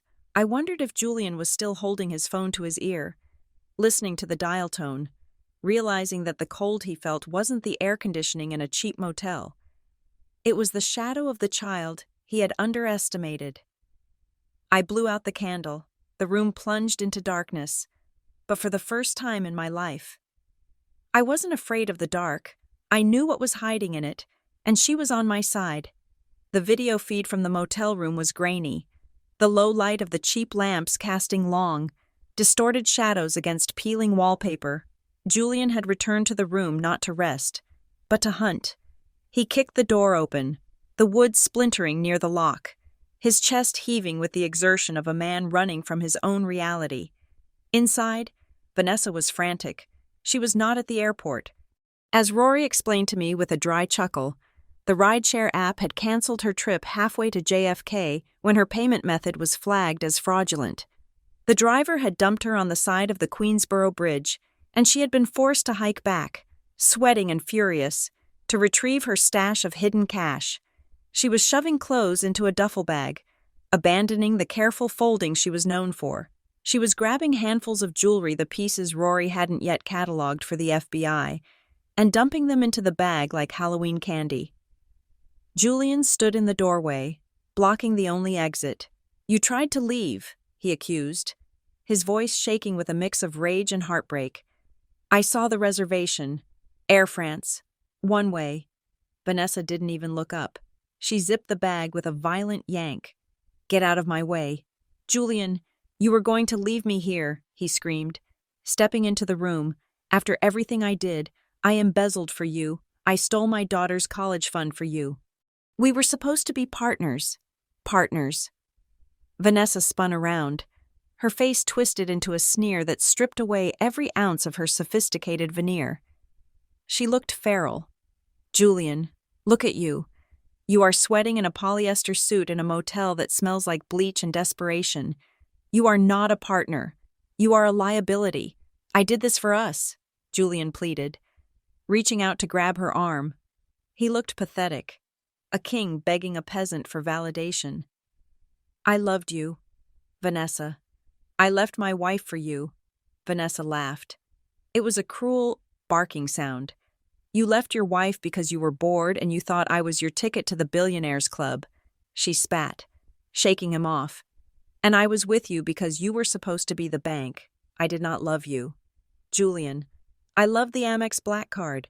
I love the penthouse. I love the idea of the Hawkwell Trust. But now you are just a middle-aged criminal with zero assets and a federal warrant. You are worthless to me." The word hung in the air. Worthless. Julian recoiled, as if she had slapped him. He staggered back, hitting the wall. The realization washed over him, shattering the last delusion he had clung to. She had never seen him. She had only seen his balance sheet. Before he could respond, before he could beg or scream or cry, the room was bathed in a blinding rhythmic flash of red and blue light. The wail of sirens cut through the thin walls, deafening and immediate. Rory turned up the volume on the laptop. We heard the screech of tires on asphalt, the heavy thud of boots hitting the pavement, and the amplified voice of authority. "Federal agents, come out with your hands up." Vanessa dropped her bag. Her face went white. "You led them here," she shrieked at Julian. "You idiot! They tracked your phone." Julian didn't move. He just stared at her, broken. The door burst open. It wasn't like the movies. It was chaotic and loud. Half a dozen agents in windbreakers swarmed the small room. "Julian Hawkwell, you are under arrest for wire fraud, embezzlement, and tax evasion." They spun him around. I watched my husband, the man who used to complain if his dress shirts had a single wrinkle, get slammed face first against the dirty motel wall. I watched the steel cuffs click around his wrists, the same wrists that used to wear a $40,000 Patek Philippe watch, which was now missing, likely pawned or stolen. Vanessa tried to play the victim. She backed into the corner, raising her hands, tears instantly springing to her eyes. "I am just the girlfriend," she sobbed, her voice trembling with practiced innocence. "I did not know. He forced me to come here. I was trying to leave him." A female agent stepped forward. Holding a tablet, she looked at Vanessa with zero sympathy. "Vanessa Sterling?" she asked. "Yes," Vanessa cried. "Please, I want to cooperate." "We have a warrant for you too," the agent said, pulling a second pair of cuffs from her belt. "Conspiracy to commit fraud, receiving stolen property, and money laundering. We have the invoices, ma'am. We have the emails where you instructed Mr. Hawkwell on how to hide the expenses. You are not a hostage. You are the co-pilot," Vanessa screamed as they cuffed her. It was a long, piercing sound of pure entitlement being crushed. They dragged them both out into the night. Rory and I watched until the camera feed went dark, the agents having cut the power to the room to secure the scene. Rory closed the laptop. She looked at me. "Phase 2 complete," she said. The next morning, the sun rose over a world that felt cleaner. I drove to the Federal Detention Center downtown. I didn't have to go. My lawyer had advised against it, but I needed to see him. I needed to see the end of the story for myself. I sat in the visitation room. It was cold, smelling of industrial cleaner and misery. On the other side of the thick glass partition sat Julian. He looked 10 years older than he had yesterday. He was wearing an orange jumpsuit that hung loosely on his frame. His hair was messy, stripped of its expensive product. His eyes were red-rimmed and hollow. He picked up the phone receiver. His hand was shaking. "Lacey," he whispered. I picked up my receiver. I did not smile. I did not frown. I just looked at him. "Hello. Julian. You came," he said, a flicker of hope lighting up his eyes. "Thank God." "Lacey, you have to help me. It is a nightmare in here." I remained silent. "I used my one phone call," he said, his voice cracking. "I called my parents. I called Mom and Dad." I felt a small tightening in my chest. Julian's parents were good people. They were elderly, living on a fixed income in Florida. They adored Julian, their golden boy. "What did they say?" I asked. Julian swallowed hard. Tears began to stream down his face. "They hung up on me. Lacey, Dad told me to rot. He said I was dead to them." He looked at me, bewildered, like a child who had been slapped for no reason. Why, he sobbed. Why would they do that? I am their son. Even if I messed up, I am their son. I leaned forward, pressing my hand against the cold glass, because of the dossier. "Julian," he blinked. "What dossier?" "The one Rory sent them yesterday morning." I explained calmly. Julian shook his head. "Rory, what did she send?" I took a breath. This was the part I had hesitated on. But Rory had insisted. She had found the files on his secret hard drive, the retirement home scheme. "She sent them the documents you drafted last month." I said, "The power of attorney forms you were going to trick them into signing." The plan to liquidate their retirement accounts and use the equity in their Florida condo to cover your margin calls at Apex. Julian's face went slack. You were going to steal their pension. Julian, I said, you were going to leave your own parents destitute to save your reputation. Rory showed them the emails where you called them senile cash cows. Julian opened his mouth, but no sound came out. The denial died in his throat because he knew it was true. He had planned it. He had justified it to himself as a temporary loan, just like he had with Rory's college fund. They know, I said, and they are heartbroken, but they are safe now. Rory helped them lock their credit. You cannot touch them. Julian put his head in his hands. His shoulders shook violently. He had lost his mistress. He had lost his freedom. And now, he had lost the unconditional love of the people who brought him into the world. He looked up after a moment. He looked desperate, cornered. Lacey, please, he begged. I am sorry. I am so sorry. I was sick. I was not thinking. But you are my wife. We were married for 15 years. You cannot leave me in here. I am not your wife anymore. Julian, I said, the divorce papers were filed yesterday. But the money, he hissed, leaning closer to the glass, his eyes darting around to see if the guards were listening. You have the trust fund. $52 million. Lacey, listen to me. Use $1 million. Just $1 million. Hire Benjamin Dershowitz. He is the best defense attorney in the city.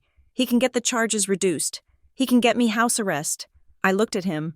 I looked at the man who had sent me $50 and told me to buy some dignity. Please, Lacey. He wept. If I stay in here with a public defender, they will give me 20 years. I will die in here. Just give me a fighting chance.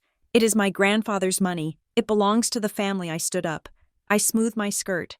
You are right. Julian, I said, it does belong to the family. I looked him dead in the eye. It belongs to Rory. No. Julian screamed, slamming his fist against the glass. A guard stepped forward. Hand on his baton. She is a child. She does not need $50 million. I need it. I need to survive. That money is her insurance.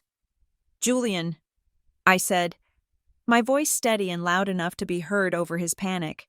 It is the guarantee that she will never, ever have to depend on a man like you. It is the guarantee that she will never be trapped in a kitchen wondering how to pay for electricity because someone she loved decided she was obsolete. Lacey, he shrieked, do not walk away. I secured her future by liquidating yours. I said, it is a simple transaction. You taught me that. I turned my back on him. Lacey. I walked toward the heavy steel door. Lacey. I have nothing left. I paused at the door. I looked back one last time. He was pressed against the glass, snot and tears smearing the surface, a broken man in an orange suit screaming into a void. You have exactly what you invested in. Julian. I said. I signaled the guard. The door buzzed open. I walked out into the corridor, the heavy metal door clanging shut behind me, cutting off his screams with a final, satisfying thud. I walked out of the prison and into the bright, blinding sunlight of the parking lot. The air tasted sweet. It tasted like ozone and gasoline and freedom. I got into my car. Rory was sitting in the passenger seat. She had refused to come in. She was reading a textbook on European history. She didn't look up as I buckled my seatbelt. Is it done? She asked. It is done, I said. Did he cry? He cried. Rory turned a page. Good, she said. I started the car. We pulled out of the lot, leaving the fortress of concrete and razor wire behind us. We didn't look back. We had a meeting with a financial planner at 2:00 to discuss the ethical investment portfolio for the Hawkwell Preservation Trust. And after that, we were going to get ice cream. Expensive ice cream. The silence in our new apartment on the Upper West Side was different from the silence in the suburban house we left behind. The old silence had been heavy, suffocating, filled with the ghosts of a marriage that was rotting from the inside out. This new silence was sharp. It was clean. It was the silence of a fortress. It had been 6 months since the day Julian was dragged out of that motel room in handcuffs. 6 months since the world turned upside down and shook us. Until all the loose change and the $52 million fell out. We lived on the 14th floor of a building with a doorman who looked like a retired linebacker and an elevator that required a biometric keycard. Rory had insisted on this building. She had spent 3 days auditing the security protocols of every luxury high-rise in Manhattan before approving this one. She liked that the cameras were hardwired rather than Wi-Fi enabled. She liked that the service entrance had a physical logbook. I sat by the window, looking out at the gray steel spine of the city. The coffee in my hand was warm, and for the first time in 15 years, I did not have to worry about how much the beans cost. The money, all $52,450,000 of it, was gone. Not gone as in spent, but gone as in hidden. On the advice of a very expensive, very discreet wealth management team, I had moved it into boring, untouchable things, municipal bonds, index funds, treasury notes. It was no longer a pile of cash. It was a self-sustaining engine that generated enough interest every month to fund a small country, or at least, a very comfortable life in New York. We lived on a fraction of it. We donated a significant amount to legal aid clinics for women going through contentious divorces, but the bulk of it sat there, a silent, golden wall between us and the world that had tried to crush us. But walls do not just keep monsters out. Sometimes, they trap you inside. I turned from the window to look at my daughter. Rory was sitting at the dining table, her laptop open. She was 15 now, in just 6 months. She seemed to have aged 5 years. The baby fat was gone from her cheeks, replaced by sharp, elegant angles. She wore black, always black, and her eyes were constantly moving, scanning, assessing. She was not doing homework. She was rewriting the firmware for our smart refrigerator because she did not trust the manufacturer's default security settings. "Rory," I said softly, "it is Saturday. You could go to the park. You could call that nice girl, Maya, from your art class." Rory didn't look up. Her fingers tapped a steady rhythm on the keys. "Maya uses the same password for her Instagram, her TikTok, and her email," Rory said, her voice flat, "and she accepts follow requests from strangers if they have a cute dog in their profile picture. Maya is a security risk." I sighed. This was our new normal. My daughter saw the world not as a playground, but as a series of vulnerabilities waiting to be exploited. She saw vectors of attack where other children saw friends. "Honey," I said, walking over and placing a hand on her shoulder. She flinched. It was microscopic, a tiny tightening of the muscles. But I felt it. "You cannot live like this forever. You are safe. We won." Rory stopped typing. She looked at the screen, where lines of code were scrolling like green rain. "We won the battle. Mom," she said, "the war is permanent. Information is always leaking. People are always lying. The only way to stay safe is to assume everyone is a threat until proven otherwise." I had tried to get her to see a therapist. Doctor. Eris was a renowned child psychologist who specialized in trauma. I thought he could help her process the betrayal.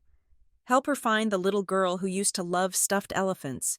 Rory lasted 20 minutes in his office. I waited in the lobby, hopeful. When she came out, she looked bored. "Doctor." Eris looked disturbed.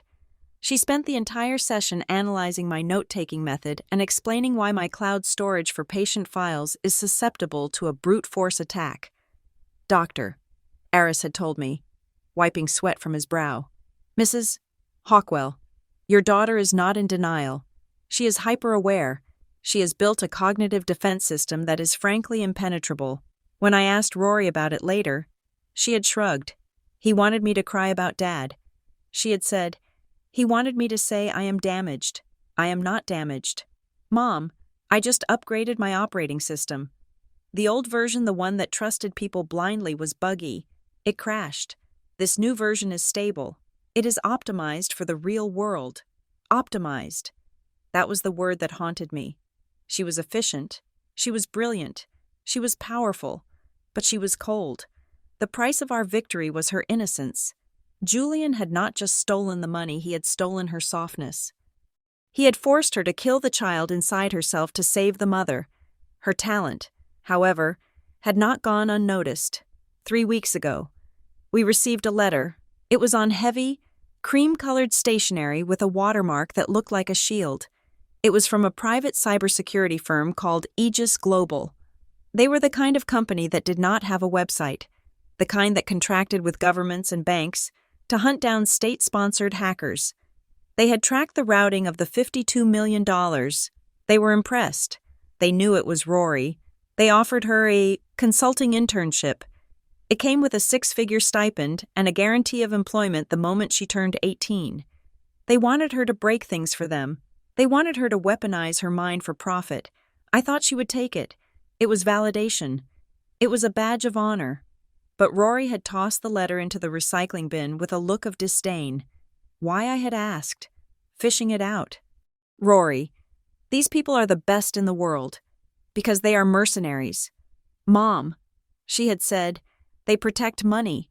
They protect corporations. They do not protect people. I do not want to be another Julian, just with better coding skills. I do not want to help rich men hide their assets or steal from each other. So what do you want to do? I asked. I want to arm the victims, she said. That was the birth of the Glass Firewall. It was a blog she launched anonymously. It was not a lifestyle blog. It was a survival guide. It was a repository of knowledge for women and children trapped in financially abusive relationships. Rory spent her nights writing detailed, easy-to-understand tutorials. How to check if your spouse installed spyware on your phone. How to find hidden assets in a joint tax return. How to create a digital escape hatch. She answered emails from strangers' terrified wives in Ohio. Teenagers in London whose parents were gambling away their tuition. She gave them the tools to fight back. She gave them the power she had to forge for herself in the dark. I watched her work on it sometimes. Her face would soften when she replied to a plea for help. It was the only time I saw the old Rory. The empathy was still there, but now it was armored. It was practical. She didn't offer thoughts and prayers. She offered encryption keys and legal templates. I, too, had found a way to bleed the poison out. I started writing. I sat at my desk every morning and poured the story onto the page. I wrote about the Louis Vuitton suitcases. I wrote about the $50 transfer for dignity. I wrote about the moment I realized my husband was a stranger. Writing was my therapy. It was my way of organizing the chaos, of making sense of the cruelty. I changed the names, of course. I changed the locations. But the emotional truth was raw and bloody on the page. I titled the manuscript The Trust Fund, a double entendre that made me smile every time I typed it. Then came the news. It was a Tuesday. Much like the Tuesday of the phone call, but this time it was noon, and the sun was shining. My lawyer called. The sentencing hearing is over. Lacey, she said. I put the phone on speaker so Rory could hear. She paused her typing. Julian got 12 years, the lawyer said. Federal prison, no parole for at least 10. The judge wanted to make an example of him, the embezzlement from a public company, the tax evasion, the elder abuse attempt against his parents. It was too much. The judge called him a predator in a bespoke suit. 12 years. I closed my eyes. 12 years. Rory would be 27 when he got out. I would be 52. An entire lifetime. And Vanessa, Rory asked. Her voice was steady, but her knuckles were white as she gripped the table edge. The lawyer sighed. Vanessa took a plea deal. She turned state's evidence against Julian. She gave them everything, the hard drives, the emails, the recorded conversations, because of her cooperation. She got a suspended sentence and 5,000 hours of community service, and she is barred from working in finance for life. She walked, Rory asked. A hard edge in her voice. She walked free. Yes, the lawyer confirmed. But she is ruined. She is living in her sister's basement in Jersey. She is working at a diner. Her reputation is ashes. Rory nodded slowly. Good, she said. Prison would be too easy for her. Being poor and irrelevant. That is a worse punishment for someone like Vanessa. We hung up the phone. The apartment felt very quiet. 12 years. I whispered. It was over. The legal war. The fear of him showing up at our door. The looking over our shoulders, it was officially over. He was a number in a federal database now. He was an inmate. I looked at Rory. I expected her to smile. I expected a high five. I expected her to say, checkmate. But she didn't. She stood up and walked to the window. Outside, the sky had turned a bruised purple, and rain was starting to streak against the glass. The city lights were blurring into watercolor smears. Rory stood there for a long time, her forehead resting against the cold pane. She looked small against the backdrop of the massive city. I walked over to her. I didn't say anything. I just stood beside her. Mom, she whispered. Yes, sweetheart. Do you remember the time we went to Cape Cod when I was 7, and I dropped my ice cream in the sand? I smiled, the memory surfacing through the haze of trauma. I remember. You were devastated. You cried for 20 minutes. I remember Dad gave me his. Rory said. Her voice caught on a jagged edge. He didn't even hesitate. He just handed me his cone and wiped my face and said, Don't cry. Princess, Daddy's got you. I felt a lump form in my throat. I remembered that too. I remembered looking at him in that moment and thinking I was the luckiest woman in the world to have a husband who loved our daughter so much. He was nice that day. Rory said, He was? I agreed. Rory turned to face me, the mask, the upgraded operating system, the cynical strategist. The hacker crumbled, her face crumpled, her eyes filled with tears, hot and fast. I miss him. Mom, she choked out. I pulled her into my arms. She buried her face in my shoulder. And for the first time in 6 months, she sobbed.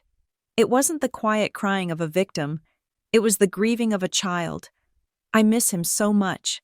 She wept, her body shaking against mine. Not who he is now. I hate who he is now. I hate him for what he did to you. I hate him for stealing from us. But I miss the dad who gave me his ice cream. I miss the dad who taught me how to ride a bike. Where did he go? Mom. When did he die? He died a long time ago. Baby, I whispered, stroking her hair. He died when he decided that things were more important than people. We stood there in the gray light of the living room, holding each other. It was the most painful moment of the entire journey, the hacking, the heist, the police raids. Those were battles of adrenaline. This was the battle of the heart. Rory was mourning a ghost. She was mourning the potential of the father he should have been. I realized then that this was the true tragedy. We had the $52 million. We had the safety. We had the justice. But no amount of money could buy back the father who gave up his ice cream cone on a beach in Cape Cod. That man was gone, erased by greed, leaving behind only a hollow shell in an orange jumpsuit. Rory pulled back, wiping her eyes with her sleeve. She sniffled, looking like a little girl again. I am sorry, she said, her voice thick. That was irrational. Crying does not change the variables. I cupped her face in my hands. Rory, look at me. You are allowed to be irrational. You are allowed to be sad. You do not have to be a machine all the time. You saved us. But you do not have to keep saving us every single day. You can just be Rory. She looked at me, her dark eyes searching mine. I do not know how to be just Rory anymore, she admitted softly. I do not remember who she was before the war. I smiled, a sad, weary smile. We will find her. I promised. We have time now. We have all the time in the world. She nodded. She took a deep breath, steadying herself. The tears stopped. The steel spine straightened again. But it was a little less rigid this time. She looked at the laptop on the table. I should finish the firmware update, she said. Okay, I said. She walked back to the table. But before she sat down, she paused. Mom. Yeah, maybe next week. Maybe I will go see Doctor Aris again. My heart lifted. Just a fraction. Really, I asked. Yeah, she said, opening the lid of her computer. I mean, his network security is still a disaster. Someone needs to help him fix it. And maybe while I'm there, I can talk about the ice cream. It wasn't a full surrender. It wasn't a return to innocence, but it was a start. She sat down and began to type. The sound was rhythmic, steady, like a heartbeat. We were damaged. We were scarred. We were grieving ghosts in a penthouse fortress. But as I watched my daughter work, protecting strangers she would never meet from the monsters she knew too well, I knew one thing for certain. We were going to be okay. Not the same as before. Never the same. But okay? It was a perfect Tuesday afternoon in October. The kind of day New York City puts on the cover of travel brochures to convince you that the grit and the noise are worth it. Central Park was ablaze with color. The leaves were turning violent shades of red and gold, crunching satisfyingly under our boots as we walked along the winding path near the reservoir. Rory was walking beside me, her hands buried deep in the pockets of a wool trench coat that made her look like a miniature detective. She was watching a group of tourists taking selfies by the water. There was a calmness to her now, a settling of the dust that had swirled around us for half a year. We were safe.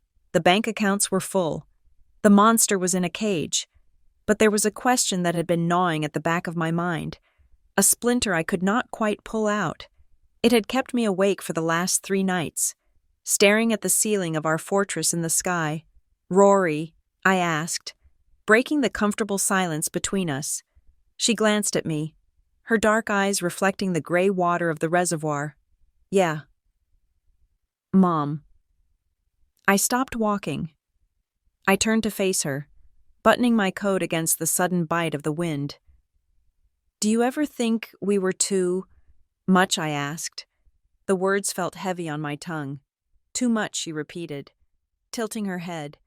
Define too much. I mean, taking the money was one thing, I said, struggling to articulate the guilt that still lingered in the corners of my soul. We needed the money to survive. I get that. But the dossier to his parents, the email to the FBI. We insured. He lost everything. Rory, we did not just defeat him, we annihilated him. Could we not have just taken our $52 million and disappeared? Was it necessary to burn the earth behind us? Rory looked at me for a long moment. She did not look defensive. She did not look angry. She looked at me with the patience of a teacher explaining gravity to a toddler. Mom, she said softly, do you think Julian would have stopped if we had just taken the money? I hesitated. I do not know. Maybe he would not have. She said, her voice firm, he is a narcissist. If we had taken the money and left him his freedom, he would have spent every waking hour of the next 20 years hunting us down. He would have sued us until the legal fees ate up every penny. He would have used his connections to destroy your credit, your reputation, your sanity. He would have come for me, not because he loves me, but because he views me as property he lost. She took a step closer, her gaze intense. Mercy for the wicked is not a virtue. Mom, she said, it is just cruelty to yourself. You cannot wound a predator and expect it to learn a lesson. You have to finish it. I looked at my daughter. She was 15 years old, standing in Central Park, speaking with the cold, hard wisdom of a general who had seen too much war. She was right. Of course, I knew she was right, but it still chilled me to hear it spoken so plainly. We started walking again. We rounded a bend in the path, heading toward the exit on 5th Avenue. Excuse me, Mrs. Hawkwell. The voice came from behind us. It was deep, cultivated, and unmistakably authoritative. I froze. Rory's hand instantly went to her pocket, likely gripping the pepper spray she now carried everywhere. We turned around. Standing there was an elderly man leaning on a silver-tipped cane. He was dressed in a suit that looked older than I was, but tailored with a precision that screamed old money. He had white hair, bushy eyebrows, and a face that looked like it was carved from mahogany. I am Lacey Hawkwell, I said, stepping slightly in front of Rory. Who are you? The man bowed his head slightly, a gesture of old-world courtesy. "My name is Arthur Pendleton," he said. "I am the executor of the estate of the late Cornelius Hawkwell, Julian's grandfather." My heart hammered against my ribs. Cornelius had been dead for 10 years. Why was his lawyer approaching us in a park, if this is about Julian? I said, my voice hardening. "You can speak to my lawyer. We have nothing to say to the Hawkwell family. Mr. Pendleton smiled. It was a dry, thin smile. "I am not here on behalf of Julian. Mrs. Hawkwell, I am here on behalf of the trust." I felt Rory tense beside me. The trust. The $52 million we had seized. Was this it? Was this the moment the other shoe dropped? Had they found a loophole to take it back? "I have been following the news regarding your husband's conviction," Mr. Pendleton said. 12 years for federal wire fraud and embezzlement. A tragedy for the family name. "Certainly, but a necessary clarification for the estate." "Clarification?" I asked. "Mr. Pendleton reached into his briefcase and pulled out a thick, leather-bound document. The Hawkwell Trust was established with a very specific set of bylaws. He explained, Cornelius was a ruthless man, but he was a man of strict, almost puritanical codes. He believed that wealth without character was a cancer. He opened the document to a page marked with a red ribbon. Clause 19, Section 4. He read aloud, "The Integrity Covenant." He looked up at us over his reading glasses. "It states that should the primary beneficiary, that was Julian, be convicted of a felony involving financial dishonesty, fraud, or moral turpitude, his right to the principal and interest is immediately and irrevocably forfeited." I stared at him. I did not understand. "Okay," I said slowly. "So he lost the money. We know that. We acquired it through the divorce settlement." Mr. Pendleton shook his head gently. "No, Mrs. Hawkwell. You misunderstand. The forfeiture does not return the money to the general estate. The clause dictates that upon the conviction of the primary beneficiary, the title of the trust automatically skips a generation and vests immediately in the direct lineal descendant." He turned his gaze to Rory. "The moment the gavel banged down in that courtroom yesterday, Rory did not just become the owner of the money you seized. She became the sole, undisputed, and legal beneficiary of the entire Hawkwell estate, retroactive to the date of the crime." My mouth fell open. "Do you understand what this means, Mr. Pendleton asked. "It means that even if Julian appeals his conviction, even if he hires an army of lawyers to contest your prenuptial agreement, even if he tries to claim you hacked him or tricked him, it does not matter. Under the terms of his own grandfather's will, he legally ceased to own that money the moment he committed the crime." He smiled at Rory. "You did not just steal his money, young lady. You triggered a legal mechanism that makes it impossible for him to ever get it back. You did not just win the game. You burned the rulebook." I stood there, stunned. The wind whipped my hair across my face, but I didn't feel it. I looked at Rory. She was not surprised. She was not looking at Mr. Pendleton with shock. She was looking at him with recognition. "Hello, Mr. Pendleton," Rory said calmly. "I was wondering when you would contact us." Mr. Pendleton chuckled. "You are as sharp as Cornelius was." "Rory," I whispered, grabbing her arm, "did you know about this?" Rory looked at me. Her expression was unreadable. "I read the will." "Mom," she said, when I asked, "When could you possibly have read Cornelius's will?" "It was locked in Julian's safe. I was 10, Rory said. "We were playing hide-and-seek. I hid in Dad's study. The safe was open. I saw the document on his desk. He must have been reviewing it. I started reading it because I was bored. I saw the clause about the felony conviction." She shrugged, as if discussing a comic book she had read once. I remembered it. She said, "The realization hit me like a physical blow. It washed over me, cold and terrifying and awe-inspiring. Rory had not just reacted to the affair. She had not just reacted to the empty college fund. She had been playing a much deeper, much darker game. She knew about the clause. She knew that if she just took the money, Julian could fight for it. She knew that as long as it was a civil dispute, it was messy. But if he was a criminal, if he was a convicted felon, the money was hers, irrevocably, untouchably, hers. That is why you sent the evidence to the FBI. I whispered. Rory nodded. I did not send him to prison just to punish him. Mom, she said quietly, I sent him to prison to trigger Clause 19. I needed a conviction. A conviction was the only way to secure the asset permanently. She looked at Mr. Pendleton. Is the paperwork ready? She asked. Mr. Pendleton handed her a pen. Just sign here. Miss Hawkwell. It acknowledges the transfer of the title. Rory took the pen. She signed her name on the dotted line with a flourish. Rory Hawkwell. Thank you. Mr. Pendleton, she said. The old man tipped his hat. Good day to you both. And good luck. He turned and walked away, disappearing into the autumn crowd, leaving us alone with the secret that reshaped everything I thought I knew about my daughter. I looked at her, really looked at her. She was 15. She wore Converse sneakers and a wool coat. She liked mint chocolate chip ice cream.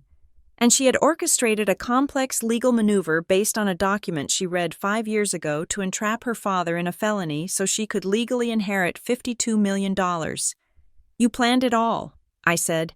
From the very beginning, you knew we had to get him convicted. Rory put the pen in her pocket. He stole my future. Mom, she said, he broke the social contract of being a father. When someone breaks the contract, you enforce the penalties. But Rory, I stammered, that is terrifying. She looked up at me. Her eyes were not cold anymore. They were just clear. They were the eyes of someone who had seen the edge of the cliff and decided to build a bridge instead of falling. The world is terrifying. Mom, she said, you taught me to be kind. You taught me to be good. But Dad taught me that being good does not stop you from being a victim. So I decided to be both. I decided to be good, and I decided to be dangerous. She held out her hand to me.